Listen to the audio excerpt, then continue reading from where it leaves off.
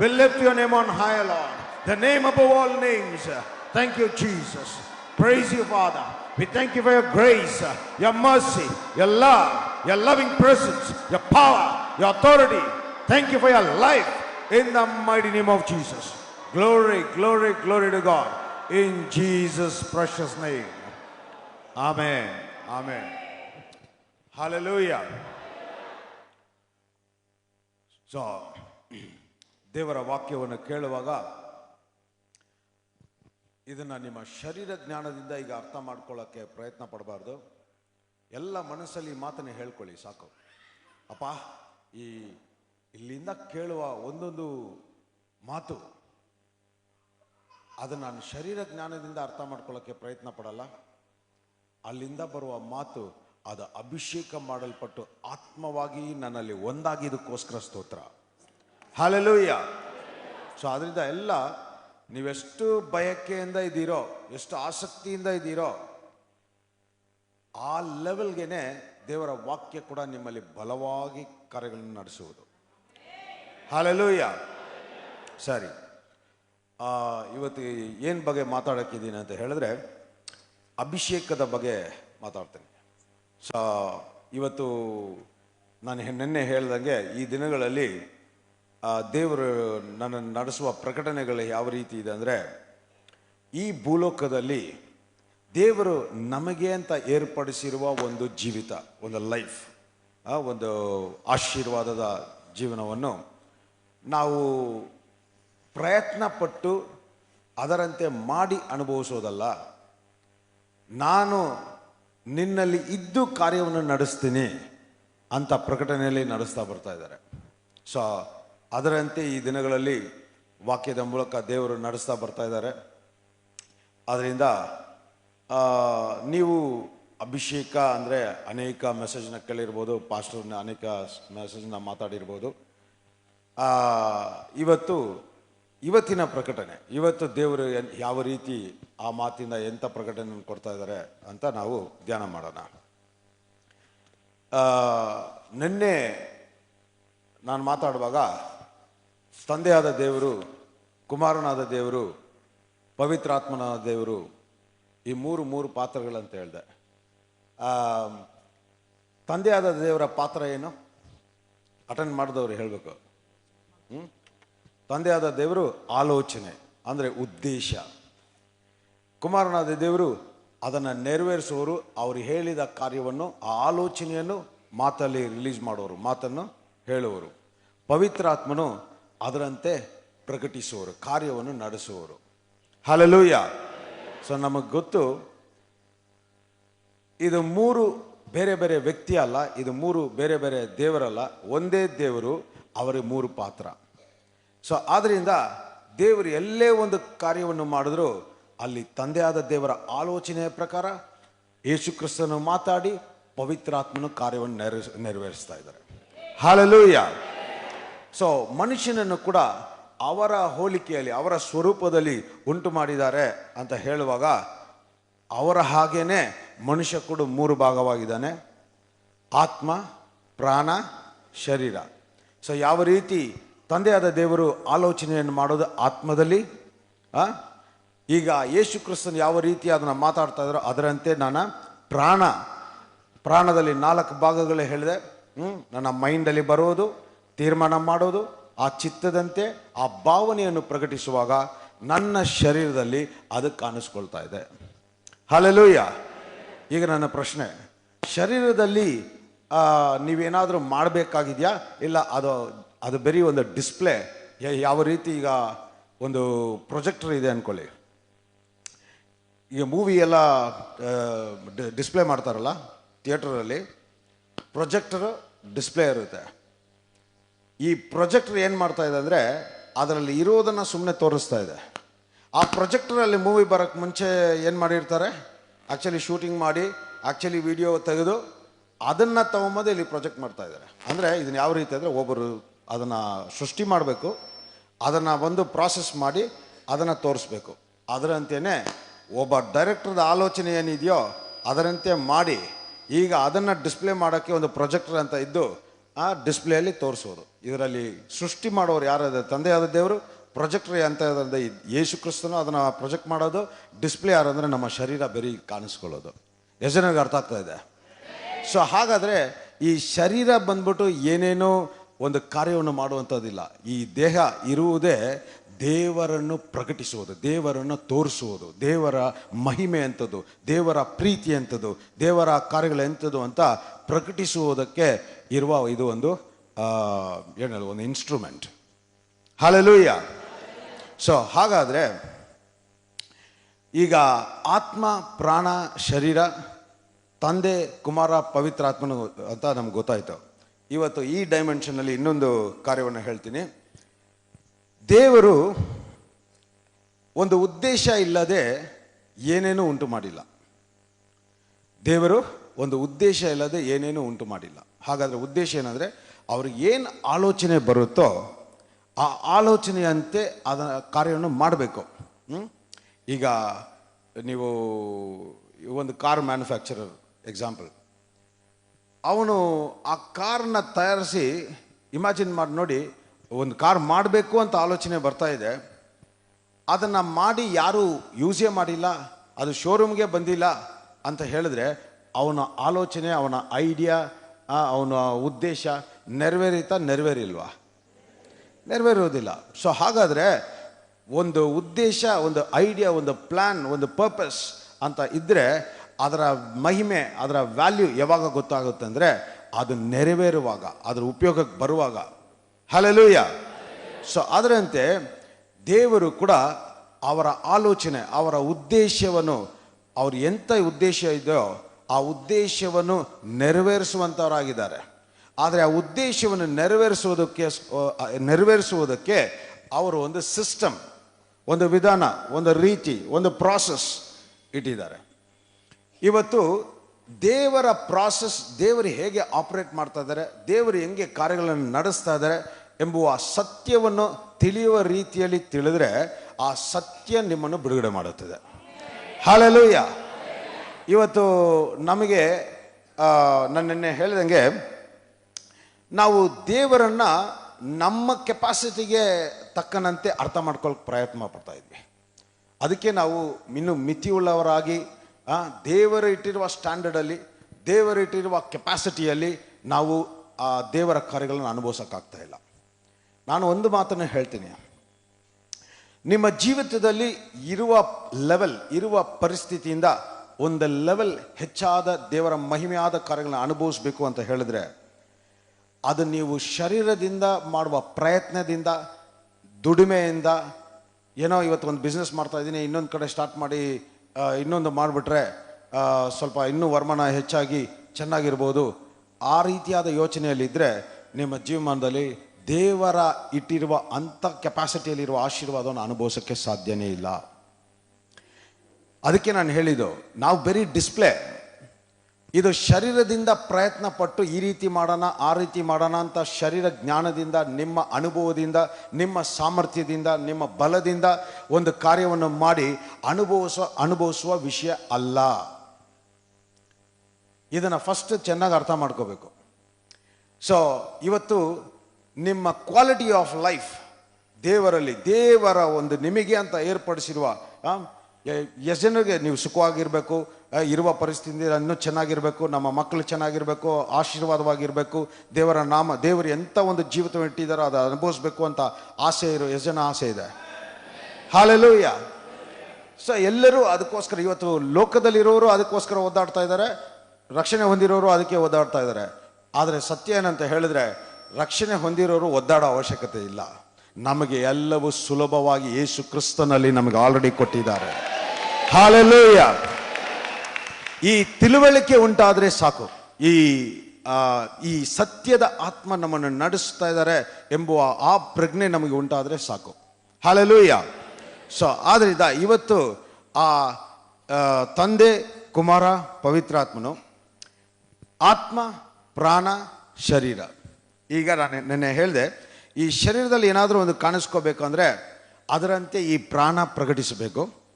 ಈ ಪ್ರಾಣದಲ್ಲಿ ಎಂಥ ಭಾವನೆಯನ್ನು ಪ್ರಕಟಿಸುತ್ತೋ ಅದರಂತೆ ಶರೀರದಲ್ಲಿ ಕಾಣಿಸ್ಕೊಳ್ಳುತ್ತೆ. ಈ ಪ್ರಾಣಕ್ಕೆ ಅಂದರೆ ಈ ಮನಸ್ಸಿಗೆ ಬರುವ ಆಲೋಚನೆಗಳು ತಾನಾಗೆ ಬರುವುದಿಲ್ಲ. ಈ ಆಲೋಚನೆ ಎಲ್ಲಿಂದ ಬರ್ತಾ ಇದೆ? ಆತ್ಮದಿಂದ, ಆತ್ಮದ ಇನ್ಫ್ಲೂಯೆನ್ಸಿಂದ. ಸೊ ಆತ್ಮ ಅಂತ ಹೇಳುವಾಗ ಅದು ಒಂದು ದೇವರ ಆತ್ಮವಾಗಿರಬೇಕು, ದೇವರ ಅಲ್ಲ ಅಂತ ಹೇಳಿದ್ರೆ ಅದು ಶೈತಾನ ಆತ್ಮವಾಗಿರಬೇಕು. ಸೊ ಇದು ಎರಡು ಸ್ಪಿರಿಟಲ್ಲಿ, ಆ ಸ್ಪಿರಿಟ್ ಇನ್ಫ್ಲೂಯೆನ್ಸಿಂದಾನೇ ನಿಮಗೆ ಆಲೋಚನೆಗಳು ಬರೋದು. ನೆನ್ನೆ ಒಂದು ಉದಾಹರಣೆಗೆ ಹೇಳಿದೆ, ಆತ್ಮದ ಫಲಗಳೇನು? ಸಮಾಧಾನ, love, joy, happiness, peace, gentleness, meekness, ಇದೆಲ್ಲ ಬಂದ್ಬಿಟ್ಟು ದೇವರ ಆತ್ಮದ ಫಲಗಳು. ಭಯ, ಚಿಂತೆ, ಗಲಿಬಿಲಿ, ಕಣ್ಣೀರು, ಕೋಪ, ದ್ವೇಷ, ಇದೆಲ್ಲ ಏನು? ಆ ಶೈತಾನದ ಆತ್ಮ. ಸೊ ಹಾಗಾದರೆ ನಿಮ್ಮ ಪ್ರಾಣ ಪ್ರಕಟಿಸುವ ಯಾವುದೇ ಭಾವನೆ ಅದು ಒಂದು ದೇವರ ಆತ್ಮದಿಂದ ಇರಬೇಕು, ಇಲ್ಲ ಶೈತಾನ ಆತ್ಮದಿಂದ ಇರಬೇಕು. ಸೊ ಈಗ ಇವತ್ತು ನಾನು ಒಂದಿಷ್ಟು ಕಾರ್ಯಗಳನ್ನ ಹೇಳುವಾಗ ತುಂಬ ಗಮನದಿಂದ ಕೇಳಿ. ನಾನು ಹೇಳಿದೆ, ದೇವರ ಉದ್ದೇಶ ಒಂದು ಇಲ್ಲದೆ ಏನೇನು ಉಂಟು ಮಾಡೋದಿಲ್ಲ. ಅದೇ ರೀತಿ ದೇವರು ಉದ್ದೇಶವನ್ನು ನೆರವೇರಿಸೋದಕ್ಕೋಸ್ಕರನೇ ಅವರು ಕಾರ್ಯಗಳನ್ನು ಮಾಡ್ತಾ ಬರ್ತಾ ಇದ್ದಾರೆ. ಸೊ ಈಗ ದೇವರ ಉದ್ದೇಶ, ಆ ಉದ್ದೇಶವನ್ನು ಅಂದರೆ ದೇವರ ಆಲೋಚನೆಯೇ ಉದ್ದೇಶ, ಒಂದು ಕಾರ್ಯವನ್ನು ಮಾಡಬೇಕು. ಅದನ್ನು ಮಾಡುವುದಕ್ಕೆ, ಅದನ್ನು ನೆರವೇರಿಸುವುದಕ್ಕೆ ಕುಮಾರನು ಯಾರದು? ಕ್ರಿಸ್ತು. ಕ್ರಿಸ್ತು ಅಂದರೆ ಏನು? ಅಭಿಷೇಕ ಮಾಡಲ್ಪಟ್ಟವನು. ಎಲ್ಲ ಒಂದ್ಸರಿ ಹೇಳಿ, ಅಭಿಷೇಕ ಮಾಡಲ್ಪಟ್ಟವನು. ದ ಅನಾಯಿಂಟೆಡ್ ಒನ್ ಅಂತ ಹೇಳಿ, ಅನಾಯಿಂಟೆಡ್ ಒನ್. ಸೊ ಈಗ ನಾನು ಒಂದಿಷ್ಟು ಕಾರ್ಯಗಳನ್ನ ಹೇಳುವಾಗ ನಿಮ್ಮ ರಿಜಿಸ್ಟರ್ ಆಗಿಬಿಡ್ಬೇಕು, ಹಂಗೆ ನಿಮ್ಮ ಇದರಲ್ಲಿ ಸ್ಪಿರಿಟಲ್ಲಿ. ಅಭಿಷೇಕ ಮಾಡಲ್ಪಟ್ಟವನು. ಯಾಕಂತ ಹೇಳಿದ್ರೆ, ಅಭಿಷೇಕ ಮಾಡಲ್ಪಟ್ಟವರ ಬಾಯಿಂದ ಬರುವ ಮಾತು ಮಾತ್ರನೇ ಹೊರಗೆ ಬರುವಾಗ ಅದು ಅಭಿಷೇಕ ಮಾಡಲ್ಪಟ್ಟು ಆತ್ಮವಾಗಿ ಕಾರ್ಯವನ್ನು ಮಾಡೋಕ್ಕೆ ಸಾಧ್ಯ. ಹಲ್ಲೆಲೂಯಾ. ಸೊ ಕ್ರಿಸ್ತು ಅನ್ನೋದು ಅಭಿಷೇಕ ಮಾಡಲ್ಪಟ್ಟವರು. ಓಕೆ, ಈಗ ನಾನು ಹೇಳುವ ಫಸ್ಟ್ ಏನು? ಉದ್ದೇಶ, ಅಭಿಷೇಕ. ಈಗ ಮೂರನೆಯದು ಅಭಿಷೇಕದ ಬಲ, ಅಭಿಷೇಕದ ಸಾಮರ್ಥ್ಯ, ಅಭಿಷೇಕದ ಶಕ್ತಿ ಪ್ರಕಟವಾಗುವುದು. ಹಲ್ಲೆಲೂಯಾ. ಸೊ ಎಲ್ಲ ಒಂದ್ಸರಿ ಹೇಳೋಣ. ಉದ್ದೇಶ, ಅಭಿಷೇಕ, ಅಭಿಷೇಕದ ಬಲ, ಅಭಿಷೇಕದ ಸಾಮರ್ಥ್ಯ, ಅಭಿಷೇಕದ ಶಕ್ತಿ ಪ್ರಕಟವಾಗುವುದು. ಸೊ ಈ ಮೂರು ಪ್ರಾಸೆಸ್, ಇದ್ರ ಬಗ್ಗೆ ನಾನು ಇವತ್ತು ಮಾತಾಡೋಕ್ಕಿದ್ದೀನಿ. ಎಲ್ಲ ತುಂಬ ಗಮನದಿಂದ ಕೇಳಬೇಕು. ಸೊ ದೇವರು, ನೀವು ಇವತ್ತು ಕೂತಿದ್ದೀರಾ ಅಂತ ಹೇಳಿದ್ರೆ, ನಿಮಗೆ ದೇವರು ಒಂದು, ನಾನು ಪ್ರತ್ಯೇಕವಾಗಿ ಒಬ್ಬೊಬ್ರಿಗೆ ಹೇಳ್ತಾ ಇದ್ದೀನಿ. ಇವನ್ ಒಂದು ಚಿಕ್ಕ ಮಗು ಇಲ್ಲಿ ಕೂತಿದೆ, ದೇವರು ಆ ಮಗುಗೆ ಒಂದು ಉದ್ದೇಶ ಇರೋದ್ರಿಂದನೇ ಇದು ಲೋಕದಲ್ಲಿ ಇವತ್ತು ಕಾಣಿಸ್ಕೊಳ್ತಾ ಇದೆ. ನೀವು ಇಲ್ಲಿ ಇರೋದ್ರಿಂದ ನಿಮಗೆ ಒಂದು ಕಾರ್ಯವನ್ನು ಮಾಡ್ತಾ ಇಲ್ಲ, ದೇವರ ಉದ್ದೇಶ ಇರೋದ್ರಿಂದ ಅವರನ್ನು ಉಂಟು ಮಾಡಿದ್ದಾರೆ. ಹಲ್ಲೆಲೂಯಾ. ಈಗ ಆ ಉದ್ದೇಶವನ್ನು ಈಗ ಈ ಲೋಕದಲ್ಲಿ ಪ್ರಕಟಿಸಬೇಕು ಅಂತ ಹೇಳಿದ್ರೆ, ನಾನು ಹೇಳಿದೆ ನಿನ್ನೆ, ಆತ್ಮದಲ್ಲಿ ಇರುವುದೆಲ್ಲ ಆತ್ಮದ ಮಂಡಲದಲ್ಲಿ ಅವ್ರಿಗೆ ಅಲ್ಲಿ ವಾಸ ಮಾಡೋದಕ್ಕೆ ಲೀಗಲ್ ಆಗಿ ರೈಟ್ಸ್ ಇರೋದು. ಈಗ ಆದರೆ ಭೂಲೋಕದಲ್ಲಿ ಈಗ ಭೂಲೋಕದಲ್ಲಿ ಆತ್ಮ ಡೈರೆಕ್ಟಾಗಿ ಕಾರ್ಯವನ್ನು ಮಾಡೋಕ್ಕಾಗುತ್ತಾ? ಭೂಲೋಕದಲ್ಲಿ ಆತ್ಮಕ್ಕೆ ಏನು ಬೇಕಾಗಿದೆ? ದೇಹ ಶರೀರ ಬೇಕಾಗಿದೆ. ಸೊ ಹಾಗಾದರೆ ಆತ್ಮಕ್ಕೆ ಭೂಲೋಕದಲ್ಲಿ ಡೈರೆಕ್ಟಾಗಿ ಕೆಲಸ ಮಾಡುವುದಕ್ಕೆ ರೈಟ್ಸ್ ಇಲ್ಲ. It is illegal for spirits to exist on earth. ಈಗ ಅವರಿಗೆ ಆ ಆತ್ಮಕ್ಕೆ ಲೀಗಲ್ ರೈಟ್ಸ್ ಬೇಕು ಅಂತ ಹೇಳಿದ್ರೆ, ಆ ಲೀಗಲ್ ರೈಟ್ಸ್ ಯಾವ ರೀತಿ ಕೊಡಲ್ಪಡುತ್ತಂತೆ? ಈ ಅಭಿಷೇಕದ ಮೂಲಕ. ಅಭಿಷೇಕ ಅಂತ ಹೇಳಿದ್ರೆ ಏನರ್ಥ ಅಂದರೆ, ಅದು ಒಂದು, it is to have the licence, to have legal access, to have the legal authority. Sir, licence. ನೀವು ಇದು ಅಭಿಷೇಕ ಅಂತ ಹೇಳಿದ್ರೆ ಏನಂತ ಅರ್ಥ? ಓಕೆ, ನಾನು ಉದಾಹರಣೆ ಮೂಲಕ ಹೇಳ್ತೀನಿ, ಆವಾಗ ನಿಮ್ಗೆ ಅರ್ಥ ಆಗ್ಬಿಡುತ್ತೆ. ಈಗ ನಾನು 3 ಕಾರ್ಯಗಳು ಹೇಳಿದೆ: ಉದ್ದೇಶ, ಅಭಿಷೇಕ, ಅಭಿಷೇಕದ ಬಲ. ರೈಟ್? ಈಗ ಸಾಧಾರಣವಾಗಿ ಒಂದು ಪೊಲೀಸ್ ಮ್ಯಾನ್ ಅಂತ ಅವನದೇ ಉದಾಹರಣೆ ತಗೊಳ್ಳೋಣ. ಈಗ ಅವರು ಪೊಲೀಸ್ ಮ್ಯಾನ್ ಆಗೋ ತನಕ ಈ ಥರ ಸಿವಿಲ್ ಡ್ರೆಸ್ ನಮ್ಮ ಥರ ಡ್ರೆಸ್ ಹಾಕ್ಕೊಂಡಿರ್ತಾನೆ. ಅವನು ಈ ಬಟ್ಟೆ ಹಾಕ್ಕೊಂಡು ಓಡೋ ತನಕ ಏನು ಮಾಡ್ತಾರೆ ಜನರು, ಅವನು ನಮ್ಮ ಥರ ಸಾಧಾರಣವನ್ನ ಥರನೇ ನೋಡೋದು ಅಲ್ವಾ. ಸೊ ಈಗ ಅವನಿಗೆ ಒಂದು ಹೊಸ ಕೆಲಸ, ಪೊಲೀಸ್ ಕೆಲಸ ಸಿಕ್ಕಿದೆ, ಮೇ ಬಿ ಇನ್ಸ್ಪೆಕ್ಟರ್ ಕೆಲಸ ಸಿಕ್ಕಿದೆ. ಅವನಿಗೆ ಇನ್ಸ್ಪೆಕ್ಟರ್ ಕೆಲಸ, ಆ ಕೆಲಸನೇ ಅದೇನದು, ಅದೊಂದು ಉದ್ದೇಶ. ಅವನಿಗೆ ಆ ಕೆಲಸದ ಉದ್ದೇಶ ಏನೋ, ಜನರನ್ನು ರಕ್ಷಿಸೋದು, ಕಳ್ಳರನ್ನು ಹಿಡಿಯೋದು, ಇಲ್ಲ ಯಾವುದೋ ಒಂದು ಜನರಿಗೆ ತೊಂದರೆ ಆಗದಂಗೆ ನೋಡ್ಕೊಳ್ಳೋದು, ರಕ್ಷಣೆ ಕೊಡ್ಬೋದು. ಈಗ ಆ ಉದ್ದೇಶ ಇದೆಯಾ? ಸೊ ಈ ಉದ್ದೇಶವನ್ನು ನೆರವೇರಿಸೋದಕ್ಕೆ ಅವನನ್ನು ಪೊಲೀಸ್ ಅಂತ ಐಡೆಂಟಿಫೈ ಮಾಡಬೇಕಂದ್ರೆ ಹೇಗೆ ಗುರುತು ಹಿಡಿತೀರಾ? ಯೂನಿಫಾರ್ಮ್.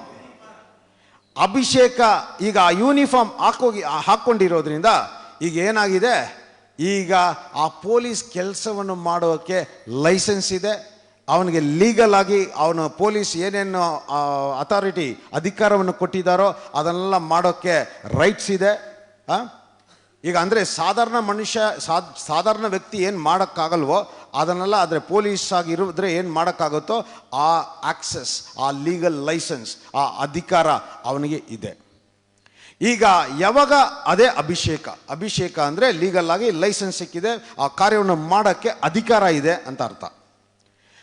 ಈಗ ಆ ಪೊಲೀಸ್ ಆ ಯೂನಿಫಾರ್ಮ್ ಹಾಕ್ಕೊಂಡು ಅಧಿಕಾರ ಇರೋದ್ರಿಂದನೇ ಅವನಿಗೀಗ ಆ ಅಧಿಕಾರದ ಬಲ ಏನಂದರೆ ಅವನ ಪಾಕೆಟಲ್ಲಿರುವ ಗನ್ನು. ಎಷ್ಟು ಜನಕ್ಕೆ ಅರ್ಥ ಆಗ್ತಾ ಇದೆ? ಸೊ ಈಗ ಯಾರು ಬೇಕಾದರೂ ಹೋಗಿ ಕಳ್ಳರನ್ನ ಸುಡೋಕ್ಕಾಗಲ್ಲ. ಈಗ ಅವನಿಗೆ ಆ ಉದ್ದೇಶ ಇರೋದ್ರಿಂದ, ಅವನಿಗೆ ಅಭಿಷೇಕ ಅನ್ನುವ ಆ ಯೂನಿಫಾರ್ಮ್ನ ಕೊಟ್ಟಿರೋದ್ರಿಂದ ಈಗ ಅವನಿಗೆ ಆ ಪವರ್ ಇದೆ. ಎಷ್ಟು ಜನಕ್ಕೆ ಅರ್ಥ ಆಗ್ತಾ ಇದೆ? ಈಗ ಆ ಪವರ್ ಏನಂದರೆ ಈಗ ಅವನು ಸುಡಲಿಕ್ಕೆ ಎಲ್ಲ ಅಥಾರಿಟಿ ಇದೆ. ಈಗ ಕಳ್ಳರನ್ನ ಹಿಡಿಯೋಕ್ಕೆ, ಅವನ ಉದ್ದೇಶವನ್ನು ನೆರವೇರಿಸುವುದಕ್ಕೆ ಆ ಸಾಮರ್ಥ್ಯ ಇದೆ, ಆ ಬಲ ಇದೆ, ಆ ಶಕ್ತಿ ಇದೆ. ಎಷ್ಟು ಜನಕ್ಕೆ ಅರ್ಥ ಆಗ್ತಾ ಇದೆ? ಇದೇ ಉದ್ದೇಶ, ಅಭಿಷೇಕದ ಬಲ. ಹಾಗಾದರೆ ಒಂದು ಕಾರ್ಯವನ್ನು ದೇವರು ನೆರವೇರಿಸಬೇಕು ಅಂದರೆ ಅದು ಆತ್ಮದ ಮಂಡಲದಲ್ಲಿ ಇರುವುದನ್ನು ಈ ಭೂಲೋಕದಲ್ಲಿ ಪ್ರಕಟಿಸಬೇಕು ಅಂತ ಹೇಳಿದ್ರೆ, ಆ ಉದ್ದೇಶವನ್ನು ಆತ್ಮದಲ್ಲಿ ಇರುವುದನ್ನು ಫಸ್ಟ್ ಲೀಗಲ್ ಆಗಿ ಇಲ್ಲಿಗೆ ಬರಬೇಕು. ಲೀಗಲ್ ಲೈಸೆನ್ಸ್ ಬೇಕು, ಅಧಿಕಾರ ಬೇಕು. ಅದಕ್ಕೆ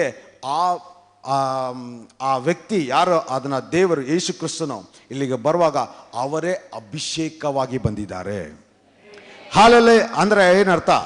he has all legal access. ಅವರಿಗೆ ಲೈಸೆನ್ಸ್ ಇದೆ, ಲೀಗಲ್ ಆಕ್ಸೆಸ್ ಇದೆ, ಅಧಿಕಾರ ಇದೆ.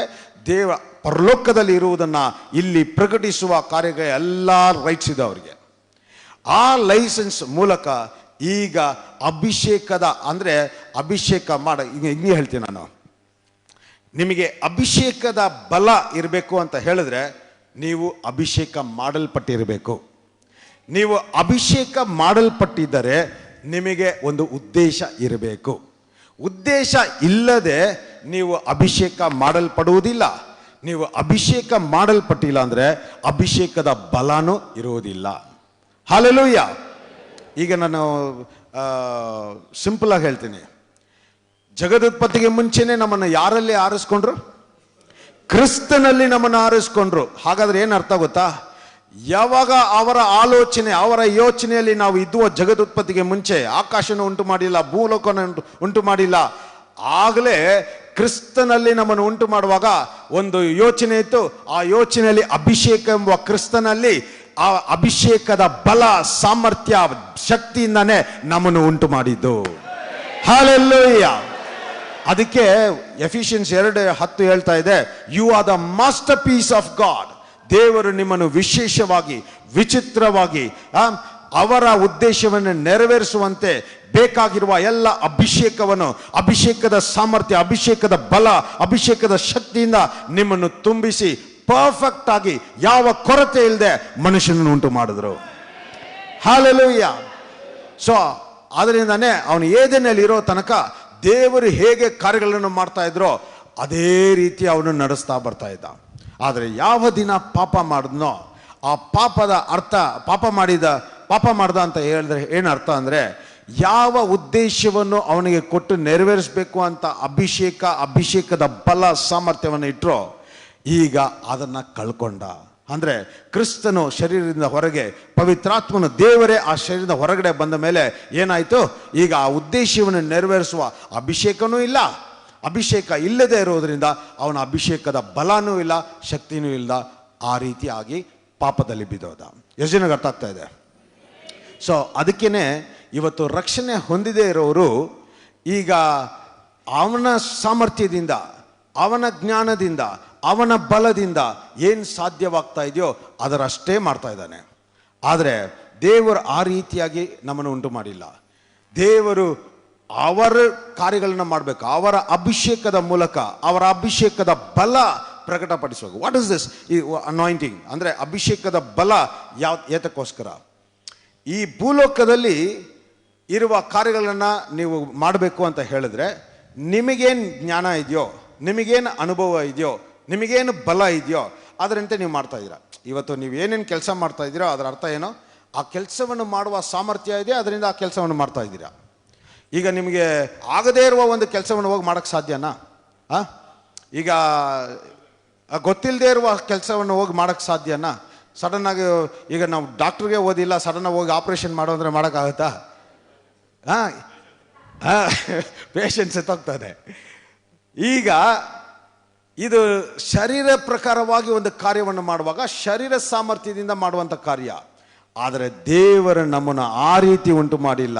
ನನಗೆ ನಿನ್ನ ಬಲ ಬೇಕಾಗಿಲ್ಲ, ನಿನ್ನ ಜ್ಞಾನ ಬೇಕಾಗಿಲ್ಲ, ನಿನ್ನ ಸಾಮರ್ಥ್ಯ ಬೇಕಾಗಿಲ್ಲ, ನಿನ್ನ ಶಕ್ತಿ ಬೇಕಾಗಿಲ್ಲ.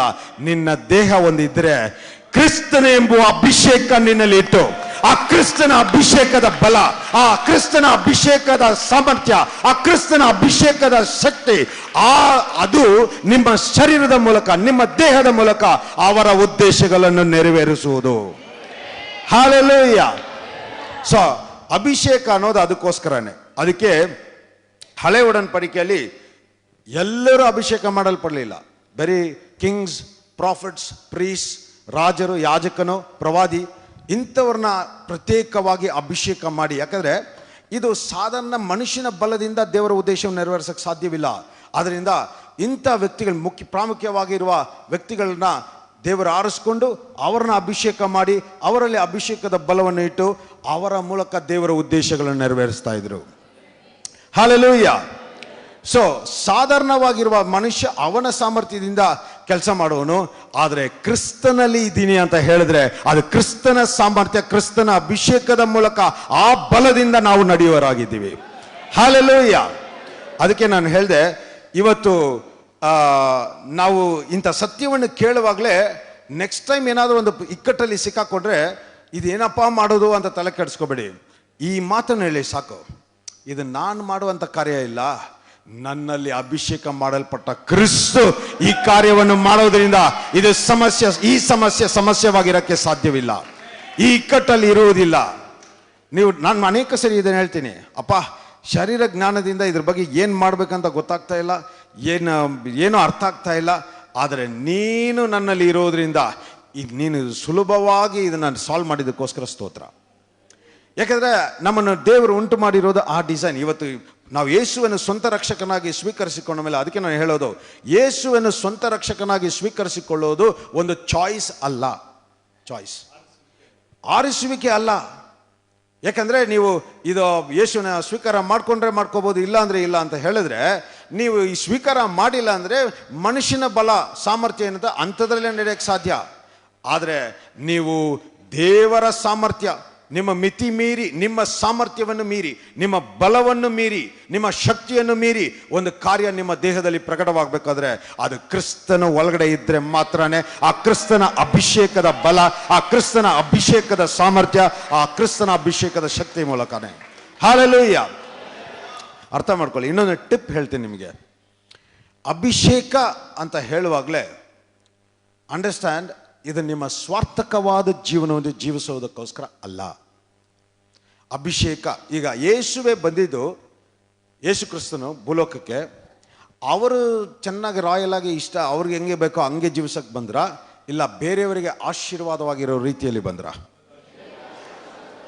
The role, a purpose of anointing, ಒಂದು ಅಭಿಷೇಕದ ಉದ್ದೇಶ, ಅಭಿಷೇಕ ಯಾತಕ್ಕೋಸ್ಕರ ಅಂತ ಹೇಳಿದ್ರೆ ಆ ಅಭಿಷೇಕ ಇನ್ನೊಬ್ಬರಿಗೆ ಆಶೀರ್ವಾದವಾಗಿರೋಕ್ಕೋಸ್ಕರ.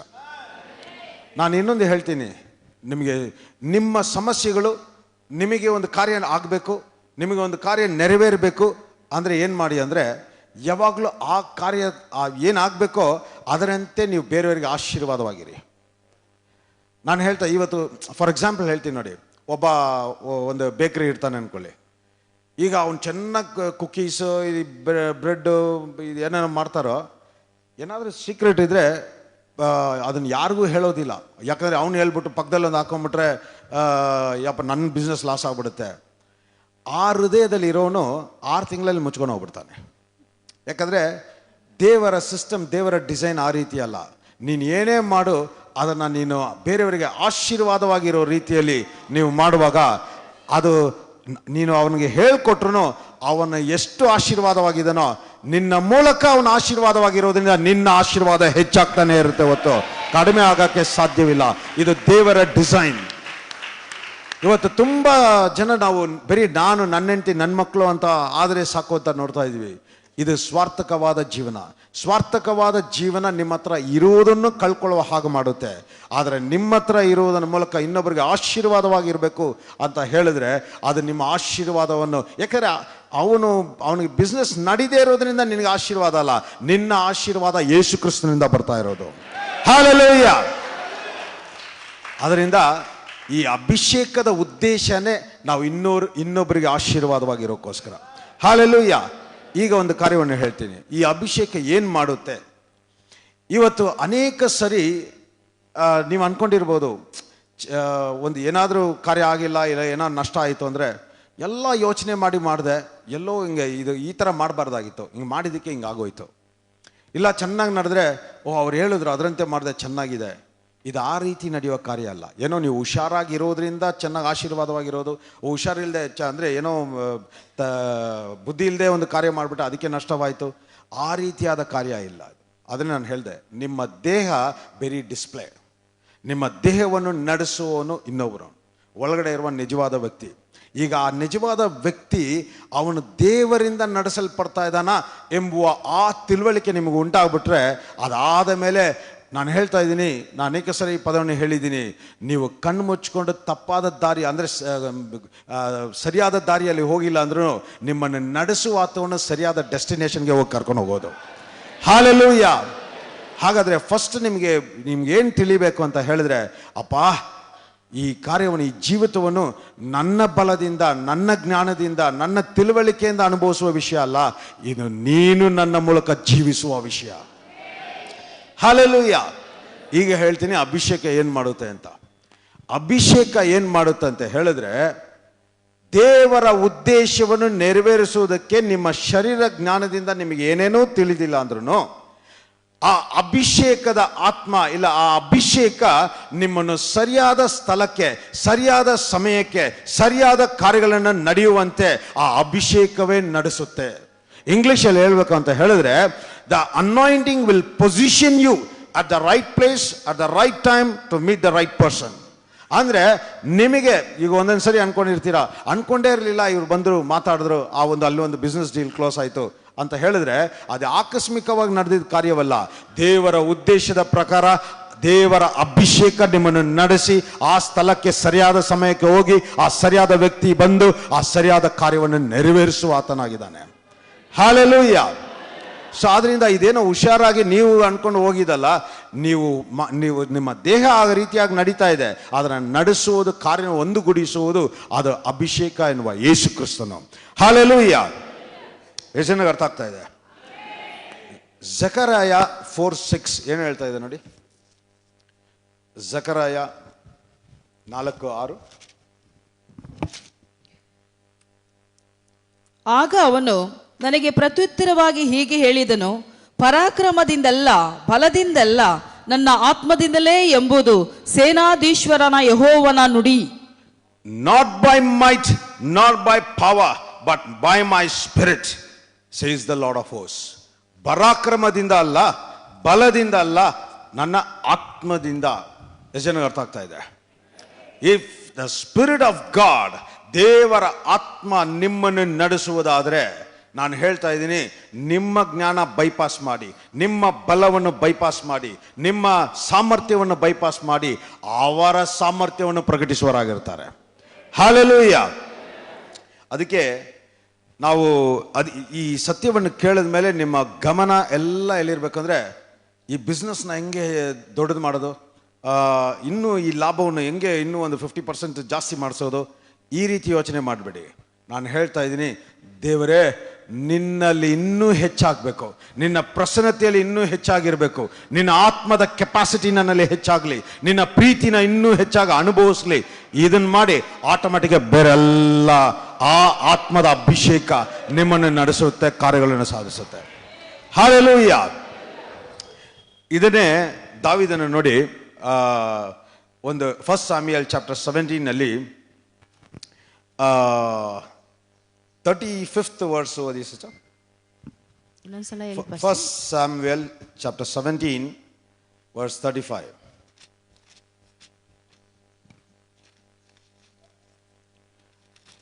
ಆಗ ನಾನು ಅದರ ಹಿಂದೆ ಹೋಗಿ ಅದನ್ನು ಹೊಡೆದು ಆ ಕುರಿಮರಿಯನ್ನು ಅದರ ಬಾಯಿಂದ ತಪ್ಪಿಸಿದನು. ಅದು ನನ್ನ ಮೇಲೆ ಹಿಂತಿರುಗಿ ಬಿದ್ದಾಗ ನಾನು ಅದರ ಗಡ್ಡವನ್ನು ಹಿಡಿದು ಹೊಡೆದು ಕೊಂದಾಕಿದನು. ಸೊ ಮೇಲೆ ನೋಡಿದ್ರೆ ದಾವೀದನ ಕುರಿ ಮೇಯಿಸುವಾಗೆಲ್ಲ ಸಿಂಹ ಅಥವಾ ಕರಡಿ ಬಂದು ಎತ್ಕೊಂಡು ಹೋಗ್ಬಿಡೋದು. ಇವನು ಅದರ ಹಿಂದೆನೇ ಹೋಗಿ ಆ ಸಿಂಹ ಆಗಲಿ ಕರಡಿ ಆಗಲಿ ಅದನ್ನು ಒಡೆದು ಕೊಂದಾಕಿ ಆ ಕುರಿನ ತೊಗೊಂಬಂದ್ಬಿಡ್ತಾ ಇದ್ದ. ಈಗ ನನ್ನ ಪ್ರಶ್ನೆ, ಸಾಧಾರಣವಾಗಿರುವ ಮನುಷ್ಯನಿಂದ ಸಿಂಹನ ಕರಡಿನ ಸಾಯಿಸೋಕ್ಕಾಗುತ್ತಾ? ಆದರೆ ಇವನೇನು ಹೇಳ್ತಾ ಇದ್ದಾನೆ, ನಾನು ಅದರ ಗಡ್ಡವನ್ನು ಹಿಡಿದು ಹೊಡೆದು ಕೊಂದು ಹಾಕಿದನು. ಈಗ ಇದೇ ವಿಷಯವನ್ನು 37ರಲ್ಲಿ ಏನು ಹೇಳ್ತಾ ಇದ್ದಾನೆ ನೋಡಿ, 37th. ನನ್ನನ್ನು ಅಂತ ಸಿಂಹದ ಮತ್ತು ಕರಡಿಯ ಉಗುರುಗಳಿಗೆ ತಪ್ಪಿಸಿದ ಯೆಹೋವನು ಈ ಫಿಲಿಸ್ಟಿಯನ ಕೈಗೂ ತಪ್ಪಿಸುವನು ಎನ್ನಲು. ಸಾಕು. ಇಲ್ಲಿ ನೋಡಿ, ಅಲ್ಲೇನದ, ನಾನು ಅದರ ಗಡ್ಡವನ್ನು ಹಿಡಿದು ಹೊಡೆದು ಕೊಂದಾಕಿದೆ ಅಂತ ಹೇಳ್ದ. ಆದರೆ 2 ವಾಕ್ಯ ಕೆಳಗಡೆ ಏನು ಹೇಳ್ತಾ ಇದ್ದಾನೆ, ನನ್ನನ್ನು ಸಿಂಹದ ಕೈಗೂ ಕರಡಿಯ ಕೈಗೂ ತಪ್ಪಿಸಿ ಬಿಟ್ಟ ಕರ್ತನು. ಇವಾಗ ಅರ್ಥ ಮಾಡ್ಕೊಳ್ಳಿ, ರಕ್ಷಣೆ ಯೇಸು ಕ್ರಿಸ್ತನನ್ನು ಸ್ವಂತ ರಕ್ಷಕನಾಗಿ ಸ್ವೀಕರಿಸಿಕೊಂಡಿರುವ ನಾವು ಒಬ್ಬೊಬ್ಬರು ನಾನು ಇದನ್ನು ಮಾಡಿದೆ ಅಂತ ಹೇಳಿದ್ರೆ ಅದು ಯಾರು ಮಾಡಿದ್ದು? ಕರ್ತನು. Lord, and the lord is Jesus Christ. Hallelujah. Actually ಈಗ ಈ ಕಾರ್ಯವನ್ನು ಮಾಡಿದಾನಂದ್ರೆ ದಾವೀದನು ಏನು ಆಕಸ್ಮಿಕವಾಗಿ ನಡೆದ ಕಾರ್ಯನ, ಅವನು ಆಲ್ರೆಡಿ ಅಭಿಷೇಕ ಮಾಡಲ್ಪಟ್ಟಿದ್ದ ವ್ಯಕ್ತಿ. ಹಲ್ಲೆಲೂಯಾ. ಅದಕ್ಕೆ ನೋಡಿ, ಯಾವುದನ್ನ ಒಂದು ಕಾರ್ಯ ನಡಿಬೇಕಾದ್ರೆ ಬೈಬಲಲ್ಲಿ ಸುಮಾರು ಸ್ಕ್ರಿಪ್ಚರ್ಸ್ ಈ ಥರ ಬರೋದು. The spirit of the lord came upon him. ದೇವರ ಆತ್ಮ ಅವನ ಮೇಲೆ ಬಂದಿತು. ದೇವರ ಆತ್ಮ ಅವನ ಮೇಲೆ ಬಂದಿತು ಅಂತ ಆದ ಮೇಲೆ ಅಸಾಧಾರಣವಾದ ಒಂದು ಕಾರ್ಯ ನಡೆಯೋದು. ಹಲ್ಲೆಲೂಯಾ. ಹಾಗಾದ್ರೆ ಇಲ್ಲಿ ದಾವೀದನು ನಾನು ಕೊಂದಾಗ್ತೆ ಅಂತ ಹೇಳುವಾಗ ಏನು ಅರ್ಥ ಅಂತ ಹೇಳಿದ್ರೆ, ಅವನಲ್ಲಿ ಒಂದು ದೇವರ ಉದ್ದೇಶವನ್ನಿಟ್ಟಿದ್ರು. ಆ ಉದ್ದೇಶದ ಇರೋದ್ರಿಂದ ಅವನ ಅಭಿಷೇಕ ಮಾಡಲ್ಪಟ್ಟು ಆ ಅಭಿಷೇಕದ ಬಲ ಆ ಸಿಂಹವನ್ನು ಕೊಂದಾಕಿತ್ತು. ಹಲ್ಲೆಲೂಯಾ. ಎಷ್ಟೇನಾಗ ಅರ್ಥ ಆಗ್ತಾ ಇದೆ? ನಾನು ಹೇಳ್ತಾ ಇದ್ದೀನಿ, ಇವತ್ತು ಯಾರ್ಯಾರು ಏನು ಕೆಲಸ ಮಾಡ್ತಾ ಇದ್ದೀರೋ, ಏನು ಬಿಸ್ನೆಸ್ ಮಾಡ್ತಾ ಇದ್ದೀರೋ, ಇದುವರೆಗೂ ಹೇಗೆ ನಡೀತಾ ಇದೆ ಅಂದರೆ ಏನೋ ನಡೀತಾ ಇದೆ, ಊಟಕ್ಕೆ ಬಟ್ಟಕ್ಕೆ ತಿಂಗಳು ನಮ್ಮ ಕಮಿಟ್ಮೆಂಟ್ ಮೀಟ್ ಆಗೋ ಥರ ನಡೀತಾ ಇದೆ. ಆದರೆ ಇವತ್ತಿಂದ ಪ್ರಾಫಿಟಿಗಾಗಿ ಡಿಕ್ಲೇರ್ ಮಾಡ್ತಾ ಇದ್ದೀನಿ, ಈ ಸತ್ಯ ಅಭಿಷೇಕ ಮಾಡಲ್ಪಟ್ಟು ಆತ್ಮವಾಗಿ ನಿಮ್ಮಲ್ಲಿ ಕಾರ್ಯವನ್ನು ನಡೆಸ್ತಾ ಇರೋದ್ರಿಂದ ಇನ್ನು ಮುಂದೆ ಆ ಕೆಲಸ, ಆ ಬಿಸ್ನೆಸ್ ನೀವು ಮಾಡ್ತಾ ಇಲ್ಲ, ನಿಮ್ಮಲ್ಲಿರುವ ಕ್ರಿಸ್ತುವಿನ ಅಭಿಷೇಕ, ನಿಮ್ಮ ಕ್ರಿಸ್ತುವಿನ ಅಭಿಷೇಕದ ಬಲ, ಆ ಅಭಿಷೇಕದ ಸಾಮರ್ಥ್ಯ, ಆ ಅಭಿಷೇಕದ ಶಕ್ತಿ ನಿಮ್ಮ ಬಿಸ್ನೆಸ್ ಅನ್ನು, ನಿಮ್ಮ ಕೆಲಸವನ್ನು ನಡೆಸ್ತಾ ಇರೋದ್ರಿಂದ ಇಂದಿನಿಂದ ಅದರ ಫಲ ಯಾವ ರೀತಿ ಇರುತ್ತಂದ್ರೆ, ಈ ಲೋಕದ ಮನುಷ್ಯನ ಸಾಮರ್ಥ್ಯದಿಂದ ಇರೋದಲ್ಲ, ಮಿತಿ ಇಲ್ಲದೆ ಇರುವ ದೇವರ ಸಾಮರ್ಥ್ಯದಿಂದ, ಮಿತಿ ಇಲ್ಲದೆ ಇರುವ ದೇವರ ಐಶ್ವರ್ಯ, ಮಿತಿ ಇಲ್ಲದೆ ಇರುವ ದೇವರ ಸಮಾಧಾನ ನಿಮ್ಮ ಬಿಸ್ನೆಸ್ ಅಲ್ಲಿ, ಕೆಲಸದಲ್ಲಿ ಪ್ರಕಟವಾಗುವುದು ಅಂತ ಡಿಕ್ಲೇರ್ ಮಾಡ್ತಾ ಇದ್ದೀನಿ. Receive it in Jesus name. Hallelujah. ಈಗ ಅದಕ್ಕೆ ನಾನು ಹೇಳೋದು, ನಾವು ಸಾಧಾರಣರಲ್ಲ. ನಾವೆಲ್ಲ ವಿಶೇಷವಾದವರು, ವಿಚಿತ್ರವಾದವರು. ಈ ಲೋಕದಲ್ಲೆಲ್ಲ ನಾವು ಈಗ ಎಕ್ಸಿಬಿಷನಲ್ಲಿ ನೀವು ಎಕ್ಸಿಬಿಷನ್ ಹೋದರೆ ಈ ಸ್ಟ್ಯಾಚ್ಯೂಸ್ ಎಲ್ಲ ಇಟ್ಟಿರ್ತಾರೆ ನೋಡಿ, ದೊಡ್ಡ ದೊಡ್ಡ ವ್ಯಕ್ತಿಗಳು, ಸೆಲೆಬ್ರಿಟೀಸ್ದು, ಆ ಡಿಸ್ಪ್ಲೇ ಪೀಸ್, ಆ ರೀತಿಯಾಗಿ ಇರುವವರು ನೀವು ನಾನು. ಲೋಕದವರು ನಮ್ಮನ್ನು, ಅದಕ್ಕೆ ರೋಮನ್ಸ್ 8:19-20 ಏನು ಹೇಳ್ತಾ ಇದೆ, ಇಡೀ ಸೃಷ್ಟಿನೇ ಕಾಯ್ತಾ ನೋಡ್ತಾ ಇದೆಯಂತೆ ಈ ದೇವ ಮನುಷ್ಯನಾಗಿರುವ ನಿಮ್ಮ ಮೂಲಕ ಎಂಥ ಮಹಿಮೆಯಾದ ಕಾರ್ಯಗಳು, ದೇವರ ಕಾರ್ಯಗಳು ಪ್ರಕಟವಾಗುತ್ತೆ ಅಂತ ನೋಡಕ್ಕೆ ಆತುರದಿಂದ ಕಾಯ್ತಾ ಇದ್ದಾರೆ ಅಂತೆ. ಹಲ್ಲೆಲೂಯಾ. ಯಾಕಂದ್ರೆ ನೀವು ಈ ಲೋಕಕ್ಕೆ ಸೇರಿದವರಲ್ಲ, ನೀವು ಸಾಧಾರಣ ಮನುಷ್ಯ ಅಲ್ಲ. ನಿಮ್ಮ ಬಲ, ನಿಮ್ಮ ಸಾಮರ್ಥ್ಯ, ಅದಕ್ಕೆ ಇಲ್ಲಿ ಕೂತಿರೋರು ಕೂಡ ಯಾರ, ನಾನು ಏನು ಓದಿಲ್ಲ, ನನಗೆ ಅಷ್ಟು ಜ್ಞಾನ ಇಲ್ಲ, ನನಗೆ ಸೊಸೈಟಿಯಲ್ಲಿ ಕೂಡ ಅಷ್ಟೊಂದು ಏನು ಹೆಸರು ಇಲ್ಲ, ಚಿಂತನೆ ಪಡಬೇಡಿ. ಯಾಕಂದ್ರೆ ನಿಮ್ಮ ಸಾಮರ್ಥ್ಯದಿಂದ ಅಲ್ಲ, ನಿಮ್ಮಲ್ಲಿರುವ ಕ್ರಿಸ್ತುವಿನ ಅಭಿಷೇಕ, ಆ ಕ್ರಿಸ್ತುವಿನ ಅಭಿಷೇಕದ ಬಲ ನಿಮ್ಮನ್ನು ಅವರು ಯಾವ ಉದ್ದೇಶಕ್ಕೆ ಆರಿಸ್ಕೊಡ್ರೋ ಆ ಉದ್ದೇಶವನ್ನು ನೆರವೇರಿಸ್ತಾರೆ ಅಂತ ಡಿಕ್ಲೇರ್ ಮಾಡ್ತಾ ಇದ್ದೀವಿ. ಹಲ್ಲೆಲೂಯಾ. ಎಷ್ಟು ಜನ ಇದನ್ನ ಇಲ್ಲ ಬೇರೆಯವ್ರು ಹೇಳೋದು ಕೇಳಿದ್ದೀರಾ, ಇಲ್ಲ ನೀವೇ ಅನುಭವಿಸಿದ್ದೀರಾ? ಏನೋ ಯೇಸು ಹತ್ರ ಬಂದ್ಬಿಡಿ ಅಂತ ಹೇಳಿದ್ರು ಎಲ್ಲ ಒಳ್ಳೇದಾಗುತ್ತೆ, ಆದರೆ ಯೇಸು ಹತ್ರ ಬಂದ ಮೇಲೇ ಸಮಸ್ಯೆ ಜಾಸ್ತಿ ಆಗ್ತಾ ಇದೆ. ಯೇಸು ಯೇಸು ಅಂತ ಹೇಳ್ತಾ ಇನ್ನೂ ಸೈತಾನ ಕಾಟ ಕೊಡ್ತಾ ಇದ್ದಾನೆ. ನನಗೆ ಸುಮಾರು ಜನ ಬಂದು ಹೇಳಿದ್ದಾರೆ. ಈಗ ನಾನು ಹೇಳ್ತೀನಿ ನೋಡಿ, ಅದರ ವಾಟ್ ಇಸ್ ಆ್ಯಕ್ಚುಲಿ ದಟ್. ಈಗ ಶೈತಾನು ಬಂದ್ಬಿಟ್ಟು ಅವನಿಗಿಂತ ವೀಕ್ ಆಗಿರೋರು, ಇಲ್ಲ ಎಲ್ಲಿ ಸಾಧಾರಣ ಮನುಷ್ಯನಾಗಿದ್ದಾನೋ, ಪಾಪದಲ್ಲಿ ಬಿದ್ದ ಮೇಲೆ ಅವನು ಸಾಧಾರಣ ಮನುಷ್ಯ, ಆ ಸಾಧಾರಣ ಮನುಷ್ಯನಾಗಿರೋ ತನಕ ಅವರೆಲ್ಲ ಅವನ ಕಂಟ್ರೋಲಲ್ಲಿದ್ದಾರೆ. ಅಂದರೆ ಅವನು ಹೆಂಗೆ ನಡೆಸ್ಬೇಕು ಹಂಗಲ್ಲ ಅವ್ನು ನಡೆಸೋಕ್ಕೆ ಶಕ್ತಿ ಇದೆ ಅವನಿಗೆ. ಆದರೆ ಯಾವಾಗ ಯೇಸು ಕ್ರಿಸ್ತನನ್ನು ಸ್ವಂತ ರಕ್ಷಕನಾಗಿ ಸ್ವೀಕರಿಸಿಕೊಂಡ ಮೇಲೆ ಆ ವ್ಯಕ್ತಿ ಈಗ ಸಾಧಾರಣ ವ್ಯಕ್ತಿ ಅಲ್ಲ, ಈಗ ಯೇಸು ಕ್ರಿಸ್ತನ ಅಭಿಷೇಕದ ಬಲ ಸಾಮರ್ಥ್ಯದಿಂದ ತುಂಬಿರೋದ್ರಿಂದ ಈಗ ಶೈತಾನಿಗೆ ಇವನು ಡೇಂಜರ್ ಆಗಿದ್ದಾನೆ. ಎಷ್ಟು ಜನಕ್ಕೆ ಅರ್ಥ ಆಗ್ತಾ ಇದೆ? ಈಗ ಯೇಸು ಮಗುವಾಗಿದ್ರು, ಓಡಾಡ್ತಾ ಇದ್ರು. ಅವರು ದೀಕ್ಷಾ ಸ್ನಾನ ತಗೊಂಡಾಗ ಎಷ್ಟು, ಒಂದು 30 ವಯಸ್ಸು ಇತ್ತು ಅಂತ ಇದ್ದಾರೆ. 30 ವಯಸ್ಸು ತನಕ ಶೈತಾನ ಅವನ ಯೇಸುನ ಹುಡ್ಕೊಂಡು ಯಾವತ್ತೂ ಬಂದೇ ಇಲ್ಲ. ಆದರೆ ದೀಕ್ಷಾ ಸ್ನಾನ ತಗೊಂಡ ಮೇಲೆ ಏನು ಮಾಡ್ದ? ದೀಕ್ಷಾ ಸ್ನಾನ ತಗೊಂಡು ಪವಿತ್ರಾತ್ಮನ ಅವರ ಮೇಲೆ ಬಂದರು ಅಂತ ನೀರಿನಿಂದ ಹೊರಗಡೆ ಬಂದ ಕೂಡಲೇ ಯಾರು ಬಂದಿದ್ದು? ಪವಿತ್ರಾತ್ಮನು ವಿಲ್ಡರ್ನೆಸ್ಗೆ ಫಸ್ಟ್ ಅಡವಿಯಲ್ಲಿ ನಡೆಸಿದಾಗ ಯಾರು ಬಂದಿದ್ದು ಜೊತೆಗೆ? ಶೈತಾನು ಬಂದ್ಬಿಟ್ಟ. ಹಾಗಾದರೆ ಅರ್ಥ ಮಾಡ್ಕೊಳ್ಳಿ, ನೀವು ಸಾಧಾರಣವಾಗಿರುವಾಗ ಶೈತಾನಿಗೆ ಗೊತ್ತು ನೀವು ಅವನ ಕಂಟ್ರೋಲಲ್ಲಿ ಇದ್ದೀರಾ, ಅವನು ಯಾವಾಗ ಏನು ಬೇಕಾದ್ರೂ ಮಾಡ್ಬೋದು. ಆದರೆ ಯಾವಾಗ ಯೇಸು ಕ್ರಿಸ್ತನನ್ನು ಸ್ವೀಕಾರ ಮಾಡಿದ ಕೂಡಲೇ ಈ ಕ್ರಿಸ್ತನ ಎಂಬುವ ಆ ಅಭಿಷೇಕದ ಬಲ ಸಾಮರ್ಥ್ಯದಿಂದ ತುಂಬುವಾಗ ಈಗ ಅವನಿಗೆ ನೀವು ಡೇಂಜರ್ ಆಗಿದ್ದೀರಾ. ಹಲ್ಲೆಲೂಯಾ. ಈಗ ಅರ್ಥ ಮಾಡ್ಕೊಳ್ಳಿ, ಈ ಸತ್ಯ ತಿಳಿದೇ ಇರೋದ್ರಿಂದ ತುಂಬ ಜನ ಹಿಂದೆ ಹೋಗ್ತಾ ಇದ್ದಾರೆ. ಅವನು ಆ್ಯಕ್ಚುಲಿ ಬಂದಿರೋದು ಹೆಂಗೆ, ಅವನು ಬಂದು ಈಸ್ ಅಟೆಂಪ್ಟಿಂಗ್, ಅವನು ಬಂದು ನಿಮಗೆ ಬಂದು ತೊಂದರೆ ಕೊಡಕ್ಕೆ ಬರ್ತಾ ಇಲ್ಲ, ತೊಂದರೆ ಕೊಡೋ ರೀತಿಯಲ್ಲಿ ಅವನು ಪ್ರಯತ್ನ ಪಡ್ತಾ ಇದ್ದಾನೆ. ಆದರೆ ನಿಮ್ಮಲ್ಲಿರುವ ಆ ಕ್ರಿಸ್ತನ ಅಭಿಷೇಕ ಎಂಬುವ ಸತ್ಯ ನಿಮ್ಮಲ್ಲಿರುವಾಗ ಆ ಸತ್ಯ ಅವನ ಏನು ನಿಲ್ಲದೆ ಮಾಡಿಬಿಡುತ್ತೆ. ಹಲ್ಲೆಲೂಯಾ. ಅದಕ್ಕೆ ಮೊದಲನೇ ಆದಾಮನು ವಂಚಿಸುವಾಗ ಈಸಿಯಾಗಿ ಬಿದ್ದುಬಿಟ್ಟ. ಆದರೆ ಎರಡನೇ ಆದಾಮ ಆಗಿರುವ ಯೇಸು ಹತ್ರ ಬಂದು ಶೈತಾನ ವಂಚನೆಗಳು, ತಂತ್ರಗಳು ಏನು ಕೆಲಸ ಮಾಡೋಕ್ಕಾಗಿಲ್ಲ. ಹಲ್ಲೆಲೂಯಾ. ಸೊ ಹಾಗಾದರೆ ಅರ್ಥ ಮಾಡ್ಕೊಳ್ಳಿ, ನೀವು ಅಭಿಷೇಕ ಮಾಡಲ್ಪಟ್ಟು ಅಭಿಷೇಕದ ಬಲ ಎಂಬುವ ಯೇಸು ಕ್ರಿಸ್ತನು ನಿಮ್ಮಲ್ಲಿ ಇರುವುದರಿಂದ ಯಾವ ಶತ್ರುನು ಎಂಥ ಸಮಸ್ಯೆ ತಂದರೂ ಅದು ಯಾವ ಸ್ಪೀಡಲ್ಲಿ ಬರ್ತಾ ಇದೆಯೋ ಅದೇ ಸ್ಪೀಡಲ್ಲಿ ಹೋಗ್ಬಿಡುತ್ತೆ ಹೊರತು ಅದು ನಿಮ್ಮನ್ನು ಏನೂ ಮಾಡೋಕ್ಕೆ ಸಾಧ್ಯವಿಲ್ಲ ಅಂತ ಯೇಸುವಿನ ನಾಮದಲ್ಲಿ ಡಿಕ್ಲೇರ್ ಮಾಡ್ತಾ ಇದ್ದೀವಿ. ಈಗ ನೀವು ಒಂದು ವೇಳೆ ಹೇಳ್ಬೋದು, ಆದರೆ ಪಾಸ್ಟರ್ ಅದು ಬಂದಾಗೆಲ್ಲ ತೊಂದರೆ ಮೇಲೆ ತೊಂದರೆ, ಸಮಾಧಾನನೇ ಇಲ್ಲ. ಈಗ ನಾನು ಹೇಳ್ತೀನಿ ಯಾಕೆ, ಯಾವಾಗ ಸಮಸ್ಯೆವಾಗೇ ಇರುತ್ತೆ ಅಂತ ಹೇಳ್ತೀನಿ. ಒಂದು ತೊಂದರೆ ಬಂದಾಗ, ಒಂದು ಸಮಸ್ಯೆ ಬಂದಾಗ ಜನರಲ್ ಆಗಿ ನಮ್ಗೆ ಭಯ ಬರೋದು ಸಹಜ. ಆ ಭಯ ಬಂದಾಗ ಏನು ಮಾಡ್ತಾ ಇದ್ವಿ, ನೀವು ಭಯವನ್ನು ಪ್ರಕಟಿಸ್ತೀರಲ್ಲ, ಹೌದು ನಾನು ಭಯ ಆಗ್ತಾ ಇದೆ, ಹೌದು ಇದು ನನಗೆ ಸಮಸ್ಯೆವಾಗಿದೆ, ಹೌದು ಇದನ್ನು ನನ್ನ ತಲೆನೋವು ಕೊಡ್ತಾ ಇದೆ ಅಂತ ಒಪ್ಕೊಂಡು ಬಾಯಲ್ಲಿ ಹೇಳ್ತೀರಲ್ಲ, ಅವಾಗ ಏನು ಮಾಡ್ತಾ ಇದ್ದೀರಾ ಅಂತ ಹೇಳಿದ್ರೆ, ನಿಮ್ಮ ಅಭಿಷೇಕದ ಪ್ರಜ್ಞೆಗೆ ಬಿಟ್ಟು ಅವನು ಹೇಳಿದ ನಿಜ ಅಂತ ಒಪ್ಕೊಂಡು ಅವನನ್ನು ಒಳಗಡೆ ಬಿಟ್ಟಿರೋದ್ರಿಂದ ಅವನು ನಿಮ್ಮನ್ನು ಆಳ್ವಿಕೆ ಮಾಡ್ತಾ ಇದ್ದಾನೆ. ಇದನ್ನು ಹೇಗೆ ಹ್ಯಾಂಡಲ್ ಮಾಡೋದು? ಈಗ ಇವತ್ತಿಂದ ಇದನ್ನು ಬೇರೆ ರೀತಿ ಹ್ಯಾಂಡಲ್ ಮಾಡಿ. ಏನಾದರೂ ಒಂದು ತೊಂದರೆ ಫಸ್ಟ್ ಬಂದರೆ ಶೈತಾನೆ ಈ ತೊಂದರೆ ತಗೊಂಡ್ಬಂದು ನನ್ನ ಸಮಾಧಾನವನ್ನು ಕೆಡಿಸಕ್ಕೆ ಸಾಧ್ಯವಿಲ್ಲ. ಯಾಕಂದ್ರೆ ನನ್ನಲ್ಲಿರುವ ಕ್ರಿಸ್ತುವಿನ ಅಭಿಷೇಕ ನಿನ್ನನ್ನು ಮೀಟ್ ಮಾಡ್ತಾ ಇರೋದ್ರಿಂದ, ಅದನ್ನ ಸಂಧಿಸ್ತಾ ಇರೋದ್ರಿಂದ ಈ ಸಮಸ್ಯೆ ನನಗೆ ಸಮಸ್ಯೆವಾಗಿರಕ್ಕೆ ಸಾಧ್ಯವಿಲ್ಲ, ಈ ತೊಂದರೆ ನನಗೆ ತೊಂದರೆ ಆಗಿರಕ್ಕೆ ಸಾಧ್ಯವಿಲ್ಲ.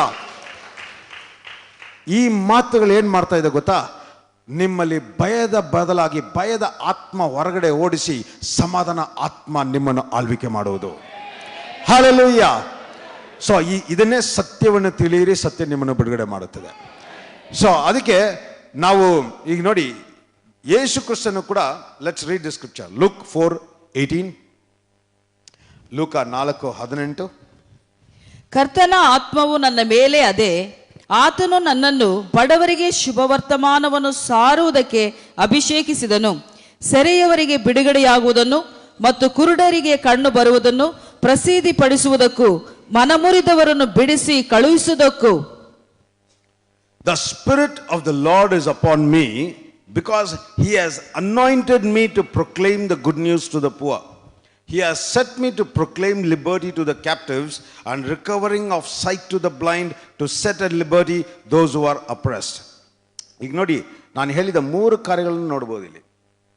ಈಗ ನೀವು ಯೇಸು ಅವರು ಪರಲೋಕದಿಂದ ಬಂದವರು, ಅವರು ಯಾಕೆ ಅಭಿಷೇಕ ಮಾಡಲ್ಪಡಬೇಕು?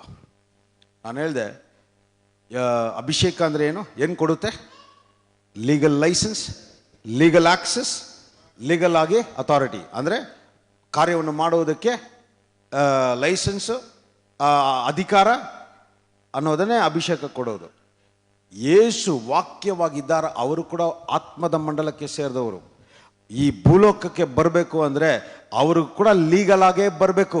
ಅದಕ್ಕೆ ಪವಿತ್ರ ಆತ್ಮನು ಅವರ ಮೇಲೆ ಬಂದರು, ಅವರನ್ನ ಅಭಿಷೇಕ ಮಾಡಿದ್ರು ಅಂತ ವಾಕ್ಯ ಇದೆ. ಹಲ್ಲೆಲೂಯಾ. ಅಭಿಷೇಕ ಮಾಡಲ್ಪಟ್ಟಿರೋದ್ರಿಂದ ಅದರ ಹಿಂದೆ ಏನಿರಬೇಕು? ಒಂದು ಉದ್ದೇಶ ಇರಬೇಕು.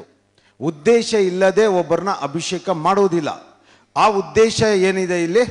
ಆ ಉದ್ದೇಶ proclaim good news to the poor, ಬಡವರಿಗೆ ಸುವಾರ್ತೆಯನ್ನು ಸಾರುವುದು. ಈಗ ಬಡವರಿಗೆ ಅಂತ ಹೇಳಿದ್ರೆ ದುಡ್ಡು ಇಲ್ಲದೆ ಇರೋರಾ, ಊಟ ಇಲ್ಲದೆ ಇರೋರಾ? ಏನಿದು ಬಡವರಿಗೆ ಸುವಾರ್ತೆ ಸಾರುವುದಂದ್ರೆ? ಬಡವರು ಯಾರು ಗೊತ್ತಾ? The poor. ಯಾವ ದೇಹದಲ್ಲಿ ಕ್ರಿಸ್ತನ ಇಲ್ಲವೋ ಅವನು ಬಡವ.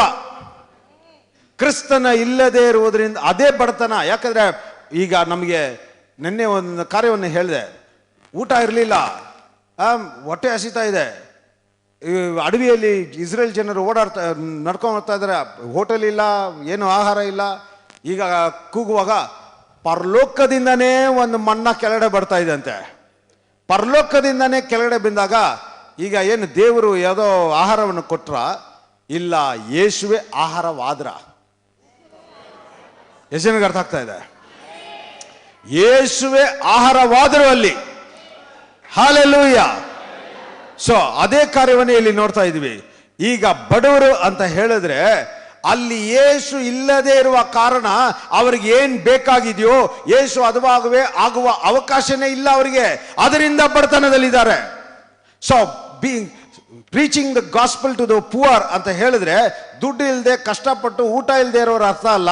ಅಲ್ಲಿ ಕ್ರಿಸ್ತು ಇಲ್ಲದೆ ಇರುವ ಅಂತ ಜನರಿಗೆ ಈ ಸುವಾರ್ತೆಯನ್ನು ಸಾರುವಂತೆ, ಅವರು ಕ್ರಿಸ್ತನಲ್ಲಿ ಹುಟ್ಟು ಬರದೆ ಅವರಲ್ಲಿ ಅಭಿಷೇಕ ಇಲ್ಲ, ಆ ಅಭಿಷೇಕದ ಬಲ ಇಲ್ಲ, ಆ ಅಭಿಷೇಕದ ಸಾಮರ್ಥ್ಯ ಇಲ್ಲ. ಯಾಕಂದ್ರೆ ಒಂದು ವ್ಯಕ್ತಿ ದೇವರ ಮಹಿಮೆಯನ್ನು, ದೇವರ ಆಶೀರ್ವಾದವನ್ನು ಅನುಭವಿಸಬೇಕು ಅಂತ ಹೇಳಿದ್ರೆ ಅಲ್ಲಿ ಯೇಸು ಕ್ರಿಸ್ತನ ಎಂಬುವ ಅಭಿಷೇಕ ಇರಬೇಕು. ಯೇಸು ಕ್ರಿಸ್ತನ ಎಂಬ ಅಭಿಷೇಕದ ಬಲ ಇದ್ರೆ ಮಾತ್ರನೇ ಯೇಸು ಅದುವಾಗುವೇ ಆಗಕ್ಕೆ ಸಾಧ್ಯ. Hallelujah. So preach the gospel to the poor, and he has sent to proclaim liberty. ಕಟ್ಟಲ್ಪಟ್ಟವರು. ಇನ್ನೊಂದ್ಸರಿ ಆ ಪಾಠನ ಹೇಳಿ. Proclaim good news to the poor.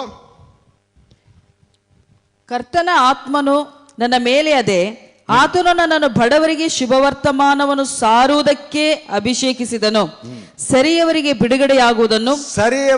ಬಿಡುಗಡೆಯಾಗುವುದನ್ನು ಮತ್ತು ಕುರುಡರಿಗೆ ಕಣ್ಣು ಬರುವುದನ್ನು ಪ್ರಸಿದ್ಧಿಪಡಿಸುವುದಕ್ಕೂ ಮನಮುರಿದವರನ್ನು ಬಿಡಿಸಿ ಕಳಿಸುವುದಕ್ಕೂ ಕರ್ತನು ನೇಮಿಸಿರುವ ಶುಭ ವರ್ಷವನ್ನು ಪ್ರಚುರಪಡಿಸುವುದಕ್ಕೂ ಆತನು ನನ್ನನ್ನು ಕಳಿಸಿದ್ದಾನೆ.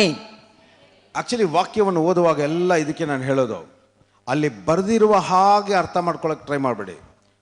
ಅಲ್ಲಿ ಬಡವರು ಅಂತ ಹೇಳಿದಾಗ ಊಟ ದುಡ್ಡು ಮನೆ ಇಲ್ಲದೆ ಇರೋರ ಬಗ್ಗೆ ಅಲ್ಲ. ಅದೇ ಥರ ಪ್ರೊಕ್ಲೇಮ್ ಲಿಬರ್ಟಿ ಟು ದ ಕ್ಯಾಪ್ಟಿವ್ಸ್ ಅಂದರೆ ಪ್ರಿಸನ್ ಅಲ್ಲಿ ಇದ್ದಾರೆ ಅಂದರೆ ಯಾವುದೋ ಜೈಲಲ್ಲಿ ಇರೋರಲ್ಲ. ಕುರುಡನಿಗೆ ಕಣ್ಣು ಕೊಡಲಿ ಅಂದರೆ ನಿಜವಾಗ್ಲೂ ಈ ಕಣ್ಣು ಕುರುಡಾಗಿರೋರಲ್ಲ.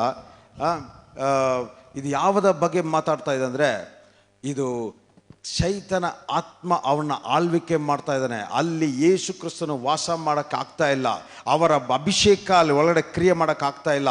ಅಂಥವರಿಗೆ ಬಿಡುಗಡೆಯನ್ನು ಬಗ್ಗೆ ಮಾತಾಡ್ತಾ ಇದೆ. ಆತ್ಮದಲ್ಲಿ ಕಟ್ಟಲ್ಪಟ್ಟಿರೋರು, ಆತ್ಮದ ಕಣ್ಣುಗಳು ತೆರೆಯಕ್ಕಾಗದೇ ಇರೋರು, ದೇವರ ಕಾರ್ಯಗಳನ್ನು ನೋಡಕ್ಕಾಗದೇ ಇರೋರು, ದೇವರನ್ನು ಅರ್ಥ ಮಾಡ್ಕೊಳ್ಳೋಕ್ಕಾಗದೇ ಇರೋರು, ಯೇಸುವನ್ನು ಸ್ವೀಕಾರ ಮಾಡೋಕ್ಕಾಗದೇ ಇರೋರು, ಅಂಥವರ ಬಗ್ಗೆ ಮಾತಾಡ್ತಾ ಇದೆ ಇದು. ಹಲ್ಲೆಲೂಯಾ.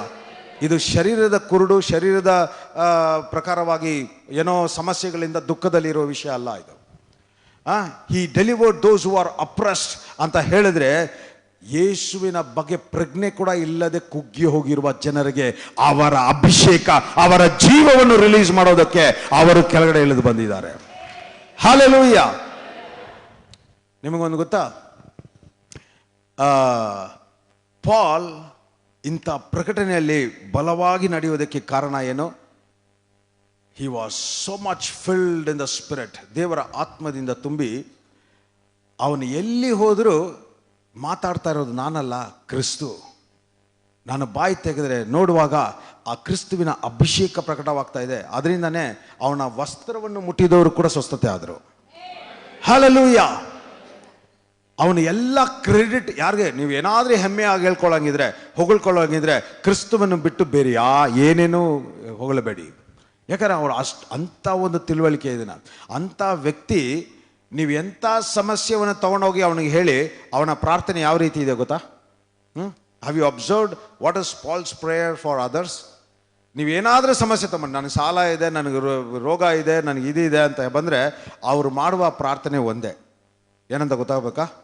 ಎಫೆಸದ ಪತ್ರಿಕೆ 1ನೇ ಅಧ್ಯಾಯ 16-17 ಓದಿ ಸರ್. ನನ್ನ ಪ್ರಾರ್ಥನೆಗಳಲ್ಲಿ ನಿಮಗೋಸ್ಕರ ವಿಜ್ಞಾಪನೆ ಮಾಡಿ, ನಮ್ಮ ಕರ್ತನಾದ ಯೇಸು ಕ್ರಿಸ್ತನ ದೇವರು, ಪ್ರಭಾವ ಸ್ವರೂಪನಾದ ತಂದೆಯೂ ಆಗಿರುವಾತನು ತನ್ನ ವಿಷಯವಾಗಿ ತಿಳುವಳಿಕೆಯನ್ನು ಕೊಟ್ಟು ಇದುವರೆಗೆ ಗುಪ್ತವಾಗಿದ್ದ ಸತ್ಯಾರ್ಥಗಳನ್ನು ತಿಳುಕೊಳ್ಳುವ ಜ್ಞಾನವುಳ್ಳ ಆತ್ಮವನ್ನು ನಿಮಗೆ ದಯಪಾಲಿಸಬೇಕೆಂದು ಪ್ರಾರ್ಥಿಸುತ್ತೇನೆ. ಏನು ಆತ್ಮವನ್ನು? ಅದು ಆ ಜ್ಞಾನವುಳ್ಳ ಆತ್ಮವನ್ನು. ಓಕೆ, ಅದನ್ನು ಕಂಟಿನ್ಯೂ ಮಾಡಿ. ನೆಕ್ಸ್ಟ್ ಪಾರ್ಟ್, ಜ್ಞಾನವುಳ್ಳ ಆತ್ಮವನ್ನು.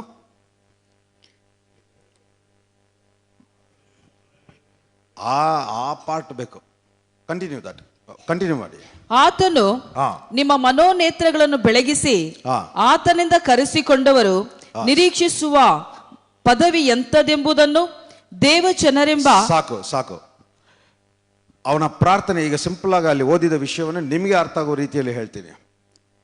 ಪಾಲ್ ಚೆನ್ನಾಗಿ ಅರ್ಥ ಮಾಡ್ಕೊಂಡಿದ್ದ, ಇದು ನನ್ನ ಜ್ಞಾನದಿಂದ, ನನ್ನ ಬಲದಿಂದ ನಾನು ಏನೇನೂ ಮಾಡೋಕ್ಕೆ ಸಾಧ್ಯವಿಲ್ಲ.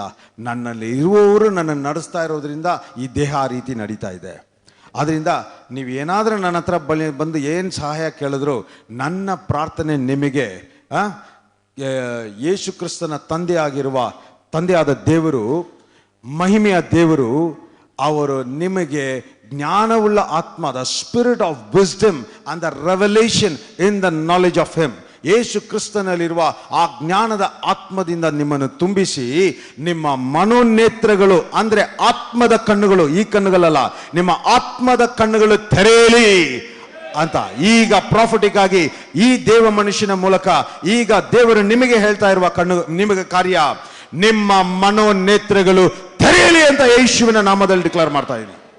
ಯೇಸುವಿನ ನಾಮದಲ್ಲಿ ಈಗ ನೀವು ನೋಡುವಾಗ ಇದುವರೆಗೂ ನಿಮ್ಮ ಕಣ್ಣಿಗೆ ಬರೀ ಸಮಸ್ಯೆ ಕಾಣ್ತಾ ಇತ್ತು, ಇದುವರೆಗೂ ಬರೀ ನಿಮ್ಮ ಕಷ್ಟ ನಷ್ಟ ಇವುಗಳೇ ಕಾಣ್ತಾ ಇತ್ತು. ಇವತ್ತಿನಿಂದ ನಿಮ್ಮ ಕಣ್ಣುಗಳು ತೆರೆದಿರೋದ್ರಿಂದ ನಿಮ್ಮ ಆತ್ಮದ ಕಣ್ಣುಗಳು ಸಮಸ್ಯೆಗೆ ಬದಲಾಗಿ ಪರಿಹಾರವನ್ನು ನೋಡುತ್ತೆ, ಸ್ವಸ್ಥತೆಯನ್ನು ನೋಡುತ್ತೆ, ಆರೋಗ್ಯವನ್ನು ನೋಡುತ್ತೆ, ಐಶ್ವರ್ಯವನ್ನು ನೋಡುತ್ತೆ, ಆಶೀರ್ವಾದವನ್ನು ನೋಡುತ್ತೆ ಅಂತ ಯೇಸುವಿನ ನಾಮದಲ್ಲಿ ಡಿಕ್ಲೇರ್ ಮಾಡ್ತಾ ಇದ್ದೀನಿ. ಹಲ್ಲೆಲೂಯಾ. ಆಕ್ಚುಲಿ ಈ ತಿಳುವಳಿಕೆನೇ ನಿಮ್ಮನ್ನು ಬಿಡುಗಡೆ ಮಾಡೋದು. ಹಲ್ಲೆಲೂಯಾ. ಈಗ ಸರಿ, ಯೇಸು ಬಂದು ಈ ಕಾರ್ಯವನ್ನು ಸುವಾರ್ತೆಯನ್ನು ಸಾರಿದ್ರು, ಬಡವರಿಗೆ ಸುವಾರ್ತೆಯನ್ನು ಸಾರೋದ್ರಿಂದ ಏನಾಗುತ್ತೆ? ಈಗ ನಾನು ಹೇಳಿದೆ, ಒಂದು ಉದ್ದೇಶ ಇಲ್ಲದೆ ಒಂದು ವ್ಯಕ್ತಿ ಅಭಿಷೇಕ ಮಾಡಲ್ಪಡಲ್ಲ. ಅಭಿಷೇಕ ಮಾಡದೆ ಅಭಿಷೇಕದ ಬಲ ಅವರಲ್ಲಿ ಕಾರ್ಯ ಮಾಡಲ್ಲ. ಸೊ ಉದ್ದೇಶ ಇರುವುದಾದರೆ ಆ ವ್ಯಕ್ತಿ ಅಭಿಷೇಕ ಮಾಡಲ್ಪಡ್ತಾನೆ. ಅಭಿಷೇಕ ಮಾಡಲ್ಪಟ್ರೆ ಆ ಅಭಿಷೇಕದ ಬಲ ಆ ಉದ್ದೇಶವನ್ನು ನೆರವೇರಿಸುತ್ತೆ. ಹಲ್ಲೆಲೂಯಾ. ಸೊ ಈಗ ಯೇಸು ಮಾಡಿದ ಕಾರ್ಯವನ್ನೇ ನಾವು ಇವತ್ತು ಸುವಾರ್ತೆಯನ್ನು ಬೇರೆಯವರು, ಇದು ಬರೀ ಪಾಸ್ಟರ್ ಮಾತ್ರ ಹೋಗಿ ಸುವಾರ್ತೆ ಸಾರುವುದಲ್ಲ. ಇಲ್ಲಿ ಕೂತಿರೋರು ಒಬ್ಬೊಬ್ಬರ ಜವಾಬ್ದಾರಿ. ಇದು ಬಂದು ಆರಿಸಿಕೊಳ್ಳುವ ವಿಷಯ, ಆಯ್ಕೆ ಮಾಡಿ ಮಾಡುವ ವಿಷಯ ಅಲ್ಲ. ನಾನು ಬಂದು ಸುವಾರ್ತೆನ ಒಬ್ಬರಿಗೆ ಹೇಳಿದ್ರೆ ಹೇಳ್ಬೋದು, ಇಲ್ಲ ಅಂದರೆ ಇಲ್ಲ. ನಾವು ಒಬ್ಬೊಬ್ಬರು ಮಾಡಬೇಕಾಗಿರುವ ಇದು ಜವಾಬ್ದಾರಿ. ಈಗ ನಾನು ಎಕ್ಸ್ಪ್ಲೇನ್ ಮಾಡ್ತೀನಿ ಏನು ನಡೀತಾ ಇದೆ ಅಂತ. ಈಗ ಸುಮಾರು ಜನ ನಿಮಗೆ ಸಂಕೋಚ ಆಗ್ಬೋದು, ಅಯ್ಯೋ ನಾನು ಹೆಂಗೆ ಹೇಳೋದು, ನಾನು ಹೇಳಿದ್ರೆ ಅವ್ರು ಯೇಸುನ ಸ್ವೀಕಾರ ಮಾಡ್ತಾರಾ? ಇದು ಬಂದು ನೀವು ಮಾಡುವ ಕಾರ್ಯನೇ ಅಲ್ಲ ಅನ್ನೋದನ್ನು ಡೆಮಾನ್ಸ್ಟ್ರೇಟ್ ಮಾಡ್ತೀನಿ. ಓಕೆ, ಯಾರು ಒಂದು ಹುಡುಗ ಬನ್ನಿ ಇಲ್ಲಿ, ಬಾಯ್ಲಿ, ಕಮ್ ಸ್ಟ್ಯಾಂಡ್. ಒಂದು ರೈಟ್, ಒಂದು 5-10 ನಿಮಿಷ ಇದೆ. ಸೊ ಆ್ಯಕ್ಚುಲಿ ನಾನು ಇನ್ನೊಂದು ಒಂದು ಘಟನೆಯನ್ನು, ಬೈಬಲ್ ನಡೆದಿರುವ ಘಟನೆಯನ್ನು ಹೇಳಿ ಇದನ್ನು ಎಕ್ಸ್ಪ್ಲೇನ್ ಮಾಡಬೇಕು. ಅದನ್ನು ಮಾಡಿದ್ರೆ ಇನ್ನೂ 1 ಅವರ್ ಬೇಕು ನನಗೆ. ಸೊ ಅದರಿಂದ ಸಿಂಪಲ್ಲಾಗಿ ಏನು ವಿಷಯ ಬೇಕೋ ಅದನ್ನು ಹೇಳಿ ನಾವು ವೈಂಡ್ ಅಪ್ ಮಾಡೋಣ. ಸೊ ಈಗ ಈ ದೇಹ, ಈ ಶರೀರ, ಇದು ಈಗ ಹುಟ್ಟುವ ಮಗುವೆಲ್ಲ ಅದು ಪಾಪದಿಂದ ಹುಟ್ಟುತ್ತಾ ಇದೆಯಾ ಇಲ್ಲ ರಕ್ಷಣೆ ಒಂದೇನೆ ಹುಟ್ಟುತ್ತಾ ಇದೆಯಾ? ಎಲ್ಲ ಆನ್ಸರ್ ಮಾಡಿ. ಯಾಕಂದರೆ ದೇವರು ಯಾವಾಗ ಆದಾಮನು ಪಾಪ ಮಾಡಿದ್ನೋ ಅದಾದ ಮೇಲೆ ಹುಟ್ಟುವ ಎಲ್ಲ ಅವನ ಸೀಡಿಂದ ಹುಟ್ಟುತ್ತಾ ಇರೋದ್ರಿಂದ, ಅದು ಪಾಪದ ಸ್ವಭಾವ, ಪಾಪದ ಬೀಜದಿಂದ ಹುಟ್ಟುತ್ತಾ ಇರೋದ್ರಿಂದ ಎಲ್ಲರೂ ಪಾಪದಲ್ಲೇ ಹುಟ್ಟುತ್ತಾ ಇದ್ದಾರೆ. ಸೊ ಹಾಗಾದರೆ ಈಗ ಒಂದು ವ್ಯಕ್ತಿ, ಈಗ ಈ ಶರೀರ ಪಾಪದಲ್ಲಿ ಹುಟ್ಟಿದ ಅಂದರೆ ಅದರ ಅರ್ಥ ಏನು? ಇದರಲ್ಲಿ ಕ್ರಿಸ್ತು ಇಲ್ಲ. ಒರಿಜಿನಲ್ ಜಗದುತ್ಪತ್ತಿಗೆ ಮುಂಚೆನೇ ದೇವರು ಯಾವ ರೀತಿ ಉಂಟು ಮಾಡಿದ್ರೋ ಆ ರೀತಿಯಲ್ಲಿ ಇಲ್ಲ. ಇದು ಜಗದುತ್ಪತ್ತಿಗೆ ಮುಂಚೆ ಏನಿತ್ತು? ಯೇಸು ಕ್ರಿಸ್ತನಲ್ಲಿ ನಮ್ಮನ್ನು ಆರಿಸ್ಕೊಂಡಿರೋದ್ರಿಂದ ನಮ್ಮ ಆತ್ಮವು ಯೇಸು ಕ್ರಿಸ್ತನ ಆತ್ಮವು ಸೇರಿ ಒಂದಾಗಿದ್ದು, ಯೇಸು ಕ್ರಿಸ್ತನೇ ಈ ದೇಹದ ಮೂಲಕ ಪ್ರಕಟವಾಗ್ತಾ ಇದ್ರು. ಎಲ್ಲಿ? ಏದೇನಲ್ಲಿ. ಆದ್ದರಿಂದನೇ ಆದಾಮನು ದೇವರ ಉದ್ದೇಶವನ್ನು ಪರ್ಫೆಕ್ಟಾಗಿ ಕಾರ್ಯಗಳನ್ನು ನಡೆಸ್ತಾ ಇದ್ದ. ಈಗ ಪಾಪ ಆದಮೇಲೆ ಹುಟ್ಟುವ ಒಂದೊಂದು ಮಗುನು ಏನಾಗ್ತಾ ಇದೆ? ಅದು ಪಾಪದಿಂದ ಹುಟ್ಟಿರೋದ್ರಿಂದ ಇದು ಒಂದು ಸಾಧಾರಣ ಮನುಷ್ಯ ಇಲ್ಲ, ಮನುಷ್ಯನ ಆತ್ಮ ಮಾತ್ರ ಇದೆ, ದೇವರ ಆತ್ಮ ಇಲ್ಲ, ಕ್ರಿಸ್ತು ಇಲ್ಲ ಇಲ್ಲಿ. ಈಗ ಅರ್ಥ ಮಾಡ್ಕೊಳ್ಳಿ, ಈ ದೇಹದಲ್ಲಿ ಮತ್ತೆ ಕ್ರಿಸ್ತು ಬರಬೇಕು ಅಂತ ಹೇಳಿದ್ರೆ, ಈ ದೇಹದಲ್ಲಿ ಅಭಿಷೇಕ ಬರಬೇಕು ಅಂತ ಹೇಳಿದ್ರೆ, ಈ ದೇಹದಲ್ಲಿ ಆ ಅಭಿಷೇಕದ ಬಲ, ಅಭಿಷೇಕದ ಸಾಮರ್ಥ್ಯ, ಅಭಿಷೇಕದ ಶಕ್ತಿ ಈ ದೇಹದಲ್ಲಿ ಪ್ರಕಟವಾಗಬೇಕು ಅಂದರೆ ಇನ್ನೊಂದು ದೇಹ ಆಲ್ರೆಡಿ ಕ್ರಿಸ್ತುವಿನಲ್ಲಿ ಇದ್ದು ಅಭಿಷೇಕ ಮಾಡಲ್ಪಟ್ಟು ಅಭಿಷೇಕದ ಬಲದಿಂದ ತುಂಬಿದ್ರೆ ಮಾತ್ರನೇ ಇದನ್ನು ಮಾಡೋಕ್ಕೆ ಸಾಧ್ಯ. ಅದಕ್ಕೇನೆ ಯೇಸು ದೇವರು ಕೂಡ ಯಾರೋ ಒಬ್ಬರು ನಾವು ಇನ್ನೊಂದು ಮನುಷ್ಯನನ್ನು ಉಂಟು ಮಾಡಿ ಆ ಸುವಾರ್ತೆನೇ ಸಾರ್ಬೋದಾಯಿತು. ಅವರು ಎಷ್ಟು ಕ್ರಮವಾಗಿ ಎಲ್ಲ ಕಾರ್ಯವನ್ನು ಪರ್ಫೆಕ್ಟಾಗಿ ಅವರ ಪ್ರಿನ್ಸಿಪಲ್ಸ್ನ ಹೆಂಗೆ ಪ್ರಾಸೆಸ್ನ ಫಾಲೋ ಮಾಡ್ತಾ ಇದ್ದಾರೆ ಅಂತಕ್ಕೋಸ್ಕರ ಹೇಳ್ತಾ ಇದ್ದೀನಿ. ಸೊ ದೇವರು ಕೂಡ ಅವರೇ ಕೆಳಗಡೆ ಇಳಿದು ಬಂದು ಅವರು ಉದ್ದೇಶವನ್ನು ನೆರವೇರಿಸುವಂತೆ ಆ ಯೇಸು ಎಂಬುವ ಶರೀರವನ್ನು ಅಭಿಷೇಕ ಮಾಡಿ ಆ ಅಭಿಷೇಕದ ಬಲ ಸಾಮರ್ಥ್ಯದಿಂದ ತುಂಬಿ ಈಗ ಬಡವರಿಗೆ ಶುಭವಾರ್ತೆ. ಬಡವರಂದ್ರೆ ಏನು ಅಂತ ಹೇಳಿದೆ? ಈಗ ಯಾವ ದೇಹದಲ್ಲಿ ಯೇಸು ಇಲ್ಲವೋ, ಯಾವ ದೇಹದಲ್ಲಿ ಯೇಸು ಕ್ರಿಸ್ತನ ಅಭಿಷೇಕ ಇಲ್ವೋ, ಯಾವ ದೇಹದಲ್ಲಿ ಯೇಸು ಕ್ರಿಸ್ತನ ಸಾಮರ್ಥ್ಯ ಬಲ ಇಲ್ವೋ ಅದೇ ಬಡವ, ಅದೇ ಕಟ್ಟಲ್ಪಟ್ಟಿರೋದು, ಅದೇ ಕುರುಡಾಗಿರುವುದು. ಎಷ್ಟು ಜನಕ್ಕೆ ಅರ್ಥ ಆಗ್ತಾ ಇದೆ? ಈಗ ನಾನು ಸುವಾರ್ತೆಯನ್ನು ಹೇಳುವಾಗ, ಯೇಸು ಕ್ರಿಸ್ತನ ಬಗ್ಗೆ ಹೇಳುವಾಗ, ಈಗ ನನ್ನ ಬಾಯಿಂದ ಮಾತುಗಳು ಹೊರಡುವಾಗ, ಈಗ ಅಭಿಷೇಕ ಪಟ್ಟ ಮನುಷ್ಯನ ಬಾಯಿಂದ ಬರುವ ಮಾತು ಯಾವುದಾಗ ಹೊರ್ತಾ ಇದೆ? ಈಗ ನೆನ್ನೆ ಹೇಳಿದ ವಿಷಯವನ್ನು ಹೇಳ್ತಾ ಇದ್ದೀನಿ. ಈಗ ಯೇಸು ಮಾತಾಡುವಾಗ ಅವರ ಬಾಯಿಂದ ಮಾತು ಹೊರಡುವಾಗ ಏನಾಗಿ ಹೋಯ್ತೋದು? ಯೇಸು ಉದ್ದೇಶವನ್ನು ಮಾತಾಡುವಾಗ, ಯೇಸು ಕ್ರಿಸ್ತನ ಬಾಯಿಂದ ಹೊರಡುವಾಗ ಆ ಮಾತು ಅಭಿಷೇಕ ಮಾಡಲ್ಪಟ್ಟು ಆತ್ಮವಾಗಿ ಅವರಲ್ಲಿ ಹೋಗಿ ಡೆಪಾಸಿಟ್ ಆಗುತ್ತೆ ಅಂತ ಹೇಳಿದ್ನ. ಅದೇ ರೀತಿನೇ ಈಗ ಸುವಾರ್ತೆಯನ್ನು ಹೇಳುವಾಗ ಈಗ ಈ ಮಾತು ಅಭಿಷೇಕ ಮಾಡಲ್ಪಟ್ಟು ಆ ಅಭಿಷೇಕದ ಆತ್ಮ ಇಲ್ಲಿ ಹೋಗಿ ಸೆಟಲ್ ಆಗುತ್ತೆ. ಹಲ್ಲೆಲೂಯಾ. ಈಗ ಏನಾಗುತ್ತೆ? ಇದು ಅಭಿಷೇಕ ಹೊಂದಿದೆ ಅಂದ್ರೆ ಏನು ಅರ್ಥ ಗೊತ್ತಾ? ದೇವರ ಒಂದು ಉದ್ದೇಶವನ್ನು ನೆರವೇರಿಸೋದಕ್ಕೋಸ್ಕರ ಒಂದು ಅಭಿಷೇಕ ಮಾಡಲ್ಪಟ್ಟಿದ್ದಾನೆ. ಈಗ ಈ ದೇಹ ಅಭಿಷೇಕ ಮಾಡಲ್ಪಟ್ಟಿರುವಾಗ ಇದರಲ್ಲಿ ಅಭಿಷೇಕದ ಬಲ, ಅಭಿಷೇಕದ ಸಾಮರ್ಥ್ಯ, ಅಭಿಷೇಕದ ಶಕ್ತಿಯನ್ನು ಹೊಂದಿದ್ದಾನೆ. ಇದೇ ಈಗ ಇವತ್ತು ನೀವೆಲ್ಲರೂ ಒಬ್ಬೊಬ್ಬರು ಯೇಸು ಕ್ರಿಸ್ತನನ್ನು ಸ್ವೀಕಾರ ಮಾಡಿಕೊಂಡಿರೋ ಒಬ್ಬೊಬ್ಬರು ಕೂಡ ಇವತ್ತು ನಿಮಗೆ ಉದ್ದೇಶ ಇರೋದ್ರಿಂದನೇ ನೀವು ಅಭಿಷೇಕ ಮಾಡಲ್ಪಟ್ಟಿದ್ದೀರಾ. ನಿಮ್ಮಲ್ಲಿ ಅಭಿಷೇಕ ಮಾಡಿರೋದ್ರಿಂದ ಅಭಿಷೇಕದ ಬಲ, ಸಾಮರ್ಥ್ಯ, ಆ ಶಕ್ತಿ ನಿಮ್ಮಲ್ಲಿ ಇದೆ. ಈಗ ಹಾಗಾದ್ರೆ ಏನರ್ಥ? ಈಗ ನೀವು ಇನ್ನೊಬ್ಬರಿಗೆ ಹೋಗಿ ಹೇಳುವಾಗ ಏನಾಗುತ್ತೆ? ನೀವು ಆಲ್ರೆಡಿ ಅಭಿಷೇಕವನ್ನು ಮಾಡಿರೋದ್ರಿಂದ ಆ ವ್ಯಕ್ತಿನ ಅಭಿಷೇಕ ಮಾಡಿ ಅವನು ಅಭಿಷೇಕದ ಬಲ, ಸಾಮರ್ಥ್ಯದಿಂದ ತುಂಬಿ ಅವನು ಇನ್ನೊಬ್ಬರಿಗೆ ಹೋಗಿ ಸುವಾರ್ತೆ ಹೇಳುವಾಗ ಈ ರೀತಿನ ಒಬ್ಬರಿಗೆ ಒಬ್ಬರು ಸುವಾರ್ತೆಯನ್ನು ಹೇಳಿ ಎಲ್ಲಿ ಕ್ರಿಸ್ತನು ಇಲ್ಲವೋ ಅಲ್ಲಿ ಕ್ರಿಸ್ತನು ಹುಟ್ಟುವಂತೆ, ಅವರ ಅಭಿಷೇಕ ತುಂಬುವಂತೆ, ಅಭಿಷೇಕದ ಬಲ ಪ್ರಕಟವಾಗುವಂತೆ ದೇವರ ಕಾರ್ಯಗಳನ್ನು ಮಾಡ್ತಾ ಇದ್ದಾರೆ. ಹಲ್ಲೆಲೂಯಾ. ಹಾಗಾದ್ರೆ ಈಗ ಇನ್ನೊಂದು ಹೇಳ್ತೀನಿ ನೋಡಿ, ನೀವು ಬಂದು ಇವನ್ನ ರಕ್ಷಣೆ ಮಾಡೋಕ್ಕೆ ಪ್ರಯತ್ನ ಪಡ್ತಾ ಇಲ್ಲ. ಇವನ್ನ ಹೇಗಾದ್ರೂ ಚರ್ಚೆಗೆ ಕರ್ಕೊಂಬರ್ಬೇಕು ಅನ್ನೋ ಪ್ರಯತ್ನ ಮಾಡಬೇಡಿ. ನೀವು ಯಾವ ತಿಳುವಳಿಕೆಯಲ್ಲಿ ಸುವಾರ್ತೆ ಹೇಳ್ಬೇಕಂದ್ರೆ, ಅಪ್ಪ ಈ ದೇಹವನ್ನು ಒಂದು ಉದ್ದೇಶ ಇಟ್ಟು ಅಭಿಷೇಕ ಮಾಡಿ ಅಭಿಷೇಕದ ಬಲದಿಂದ ಕ್ರಿಸ್ತು ಎಂಬ ಅಭಿಷೇಕದ ಬಲದಿಂದ ತುಂಬಿರೋದ್ರಿಂದ ನಿನ್ನ ವಾಕ್ಯವನ್ನು, ನಿನ್ನ ಮಾತನ್ನು ಈ ವ್ಯಕ್ತಿಗೆ ಹೇಳುವಾಗ ಆ ಮಾತು ಅಭಿಷೇಕ ಮಾಡಲ್ಪಟ್ಟು ಆತ್ಮವಾಗಿ ಅವನಲ್ಲಿ ಕೆಲಸ ಮಾಡ್ತಾ ಇರೋದಕ್ಕೋಸ್ಕರ ಸ್ತೋತ್ರ ಅಂತ ಒಂದು ಮಾತು ಸಾಕು. ನಿಮ್ಮ ಮಾತು ಪವಿತ್ರ ಆತ್ಮನಾಗಿ ಇಲ್ಲಿ ಕಾರ್ಯಗಳನ್ನು ಮಾಡಿ ಅವನನ್ನು ರಕ್ಷಿಸುತ್ತೆ. ಹಲ್ಲೆಲೂಯಾ. ಓಕೆ, ಗೋ.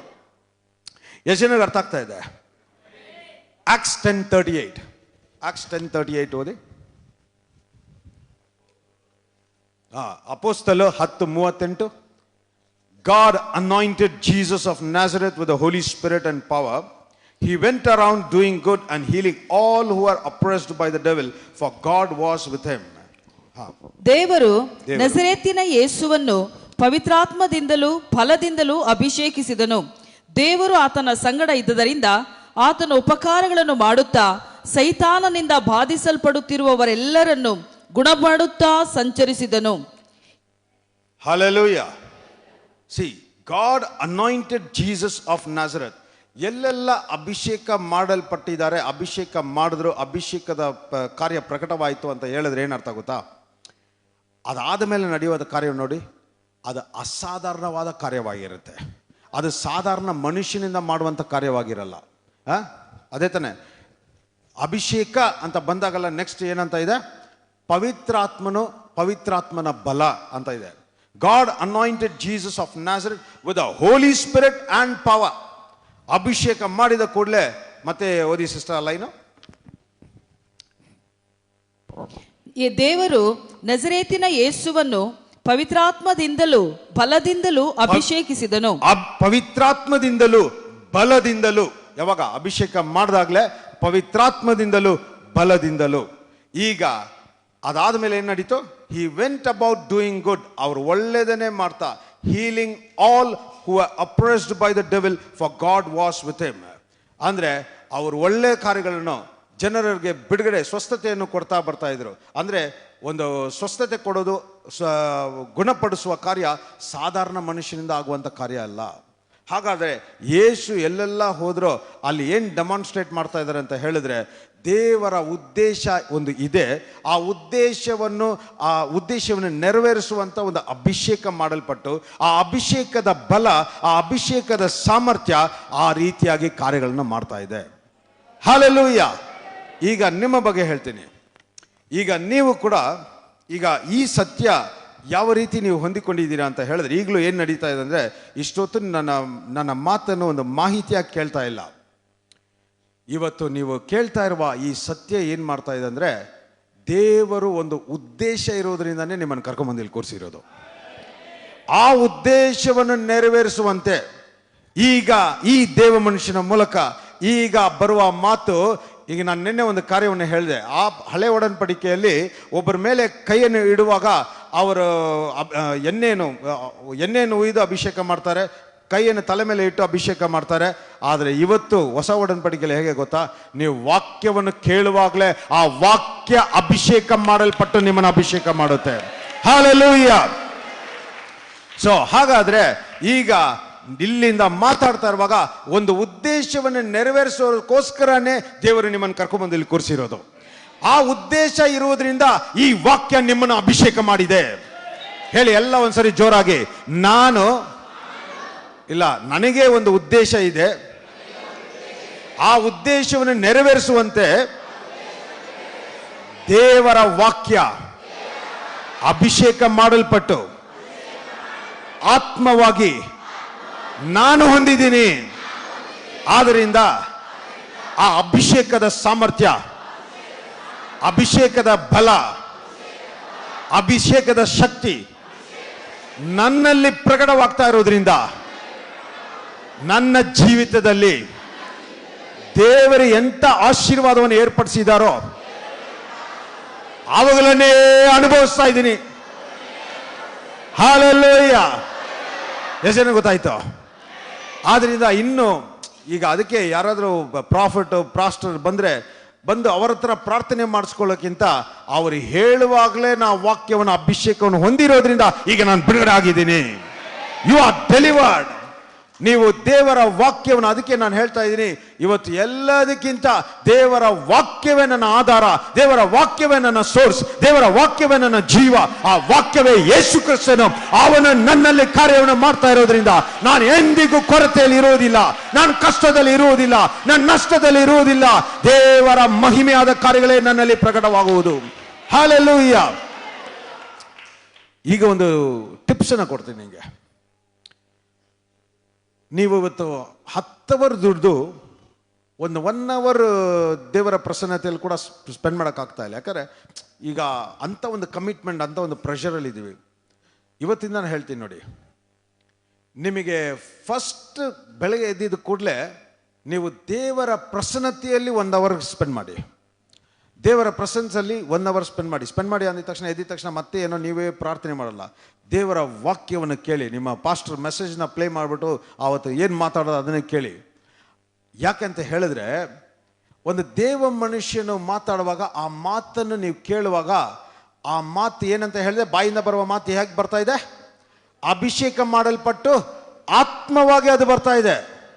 ಆದ್ರಿಂದ ನೀವು ಮಾಡುವ ಪ್ರಾರ್ಥನೆಗಿಂತ ನೀವು ಸ್ವೀಕಾರ ಮಾಡಿಕೊಳ್ಳುವ ಮಾತು, ಅದು ಅಭಿಷೇಕ ಮಾಡಲ್ಪಟ್ಟು ಆತ್ಮವಾಗಿ ಅದನ್ನು ಸ್ವೀಕಾರ ಮಾಡುವಾಗಲೇ ನಿಮಗೆ ಬಿಡುಗಡೆ. ಹಲ್ಲೆಲೂಯಾ. ಇದಕ್ಕೆ 2 Chronicles 20:20 ಹೇಳ್ತಾ ಇದೆ, ನೀವು ಕರ್ತನನ್ನು ನಂಬುವಾಗ ಸ್ಥಿರವಾಗಿರ್ತೀರಾ, ಪ್ರವಾದಿಯನ್ನು ನಂಬುವಾಗ ನಿಮಗೆ ಜಯವನ್ನು ಅನುಭವಿಸಿ, ಯು ಶಾಲ್ ಪ್ರಾಸ್ಪರ್ ಅಂತ ಇದೆ. ಯಾಕೆ ಅಂತ ಹೇಳಿದ್ರೆ, ನೀವು ದೇವರಲ್ಲಿ ಇರೋದು ಮಾತ್ರ ಅಲ್ಲ, ಆ ಕಾರ್ಯ ಜಯವಾಗುವಂತೆ ಒಂದು ಮಾತು ನಿಮ್ಮಲ್ಲಿ ಆತ್ಮವಾಗಿ ಡೆಪಾಸಿಟ್ ಆಗಬೇಕು. ಆ ಅಭಿಷೇಕ ನಿಮ್ಮಲ್ಲಿ ಡೆಪಾಸಿಟ್ ಆಗಬೇಕು. ಹಲ್ಲೆಲೂಯಾ. ಸೊ ಯೇಸುವಿಗೆ ಅರ್ಥ ಆಗ್ತಾ ಇದೆ. ದೇವರು ಎಲ್ಲೆಲ್ಲ ಈ ಕಾರ್ಯವನ್ನು ಮಾಡಿದ್ರು, ಅದ್ಭುತಗಳು, ಅಲ್ಲೆಲ್ಲ ಏನು ಡೆಮಾನ್ಸ್ಟ್ರೇಟ್ ಆಗ್ತಾ ಇದೆ ಅಂದರೆ, ಯೇಸು ಅವರ ಮನುಷ್ಯನಾಗಿದ್ದರು, ಅವರಿಗೆ ಲೀಗಲ್. ಇವತ್ತು ನೀವೆಲ್ಲ ಯಾವ ನಂಬಿಕೆಯಲ್ಲಿ ಹೋಗ್ತಾ ಇದ್ದೀರಾ ಅಂದರೆ, ಇದುವರೆಗೂ ನಾನು ಒಂದು ಈ ಭೂಲೋಕದ ವ್ಯಕ್ತಿಯ ಹಾಗೆ ನನಗೆ ಯಾವ ಜ್ಞಾನ, ಯಾವ ಬಲ, ಯಾವ ಅಂಡರ್ಸ್ಟ್ಯಾಂಡಿಂಗ್ ಇಲ್ಲಿದ್ನೋ ಅದರಂತೆ ನಡೀತಾ ಇದೆ. ಆದರೆ ಇವತ್ತು ನನಗೆ ಲೀಗಲ್ ರೈಟ್ಸ್ ಇದೆ, ಲೀಗಲ್ ಲೈಸೆನ್ಸ್ ಇದೆ, ಲೀಗಲ್ ಆಗಿ ಅಧಿಕಾರ ಇದೆ. ಪರಲೋಕವನ್ನೇ ಕೆಳಗಡೆ ಇಳಿಸುವ ಅಧಿಕಾರ ನನಗಿದೆ ಅಂತ ಹೇಳಿ, ಪರಲೋಕದಲ್ಲಿರುವ ಆಶೀರ್ವಾದವನ್ನು ಕೆಳಗಡೆ ಪ್ರಕಟವಾಗುವಂಥ ಸಾಮರ್ಥ್ಯ ನನ್ನಲ್ಲಿದೆ. ನಾನು ಅಂತ ಹೇಳಿದಾಗ ಏನರ್ಥ? ದಾವಿದನ ನಾನು ಕೊಂದೆ ಅಂತ ಹೇಳಿದಾಗ ಯಾರು ಮಾಡಿದ್ರು ಅಂತ ಅರ್ಥ? ಸಿಂಹನ ದಾವಿದನ ಕೊಂದನು ಅಂತ ಹೇಳ್ದ. ಅದಾದ್ಮೇಲೆ ಅವನ್ನ ಕೊಂದಿದ್ದು ಯಾರು? ಅದು ಆಕ್ಚುಲಿ ಕರ್ತನು.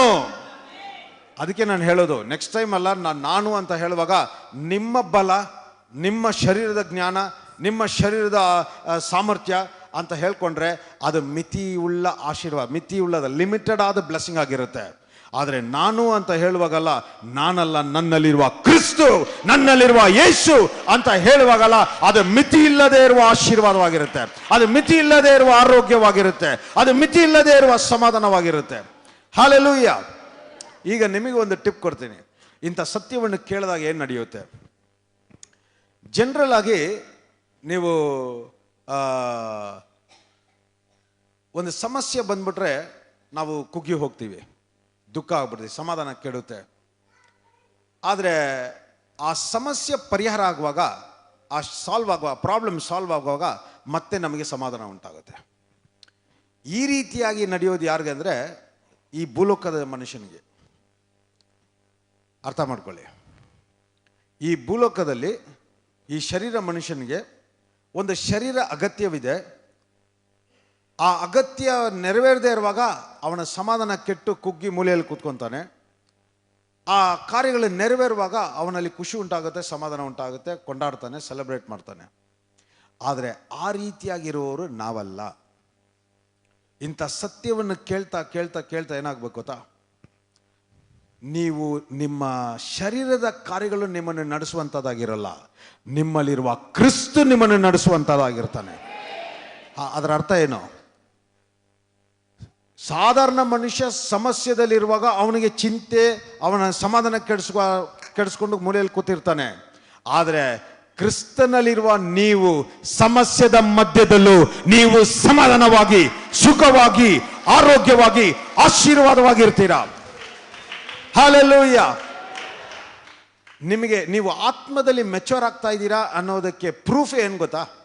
ನೀವು ಆತ್ಮದಲ್ಲಿ ಇದ್ದೀರಾ, ಕ್ರಿಸ್ತನ ನಿಮ್ಮನ್ನು ನಡೆಸ್ತಾ ಇದ್ದಾರೆ, ಕ್ರಿಸ್ತನ ಅಭಿಷೇಕ ನಿಮ್ಮಲ್ಲಿದೆ, ಕ್ರಿಸ್ತನ ಅಭಿಷೇಕದ ಸಾಮರ್ಥ್ಯ ನಿಮ್ಮಲ್ಲಿದೆ ಅನ್ನೋದಕ್ಕೆ ಪ್ರೂಫ್, ಎವಿಡೆನ್ಸ್ ಏನು ಗೊತ್ತಾ?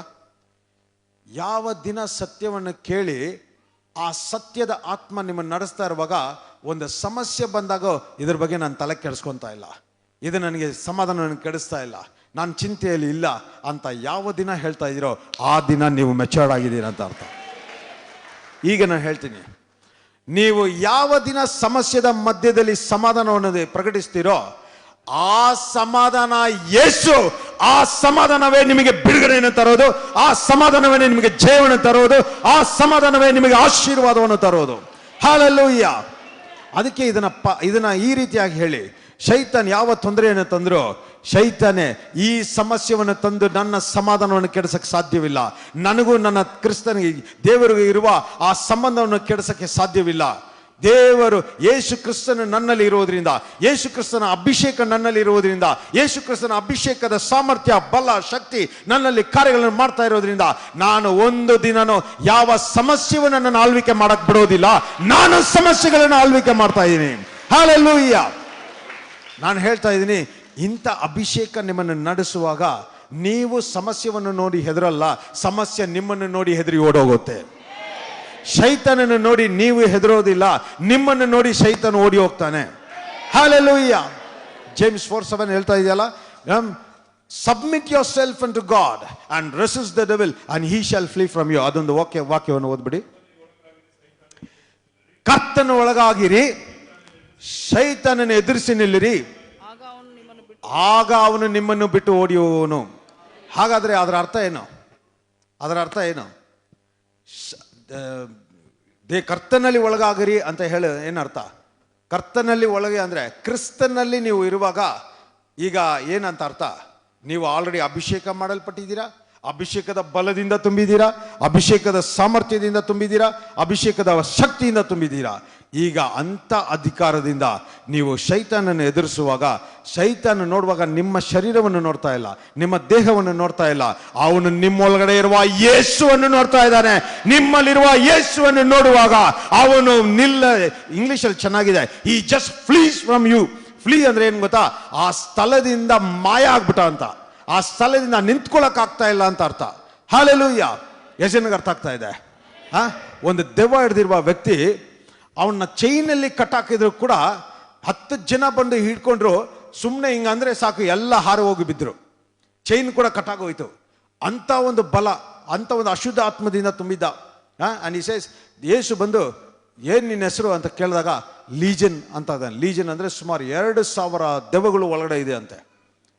ಈಗ 10 ಜನ ಸೇರಿ ಅವನ್ನ ಕಟ್ಟಾಕಿ ಹಿಡ್ಕೊಳಕ್ ಪ್ರಯತ್ನ ಪಡ್ತಾ ಇದ್ದಾರೆ. ಸುಮ್ಮನೆ ಹಿಂಗಾದಿದ್ರೆ 10 ಜನನ ಹೋಗಿ ಮೂಲಕ್ಕೆ ಬಿದ್ದರು, ಅವನ್ನ ಹಿಡ್ಕೊಳಕ್ಕಾಗಲಿಲ್ಲ. ಆದರೆ ದೂರದಿಂದ ಯೇಸು ಬರ್ತಾ ಇದ್ದಾರೆ ಅಂತ ನೋಡಿದ ಕೂಡಲೇ ಅವನು ಕೆಳಗಡೆ ಬಿದ್ದು, ಅಡ್ಡ ಬಿದ್ದು, ಯೇಸುವೇ ನನ್ನನ್ನು ಬಿಟ್ಬಿಡು, ಹಲ್ಲೆಲೂಯ. ಈಗ ಹಾಗಾದ್ರೆ ಈಗ ಅವನು ನೋಡುವಾಗ ಆ ಶರೀರವನ್ನು ನೋಡಿದ್ನ, ಅವನು ಒಳಗಡೆ ಇರುವ ಆತ್ಮವನ್ನು ನೋಡಿದ್ರ. ಆ ಒಳಗೆ ನೋಡುವಾಗ ಓ ದೇವರು ಒಂದು ಉದ್ದೇಶವನ್ನಿಟ್ಟು, ಆ ಉದ್ದೇಶದ ಅಭಿಷೇಕ, ಆ ಅಭಿಷೇಕದ ಬಲವನ್ನು ಇಟ್ಟು ಸೈತಾನ ಕೂಡ ಅಡ್ಡ ಬಿದ್ದು ಅವನ್ನ ಬೇಡ್ತಾ ಇದ್ದಾನೆ, ನನ್ನನ್ನು ಬಿಟ್ಬಿಡು, ನನ್ನನ್ನು ಬಿಟ್ಬಿಡು ಅಂತ. ಇದೇ ಕಾರ್ಯವನ್ನೇ ಸೈತಾನ ನಿಮ್ಮ ಜೀವಿತದಲ್ಲಿ ಯಾವುದೇ ತೊಂದರೆ, ಕಷ್ಟ, ನಷ್ಟ ಇನ್ನು ಮುಂದೆ ತರಕ್ಕೆ ಸಾಧ್ಯವಿಲ್ಲ.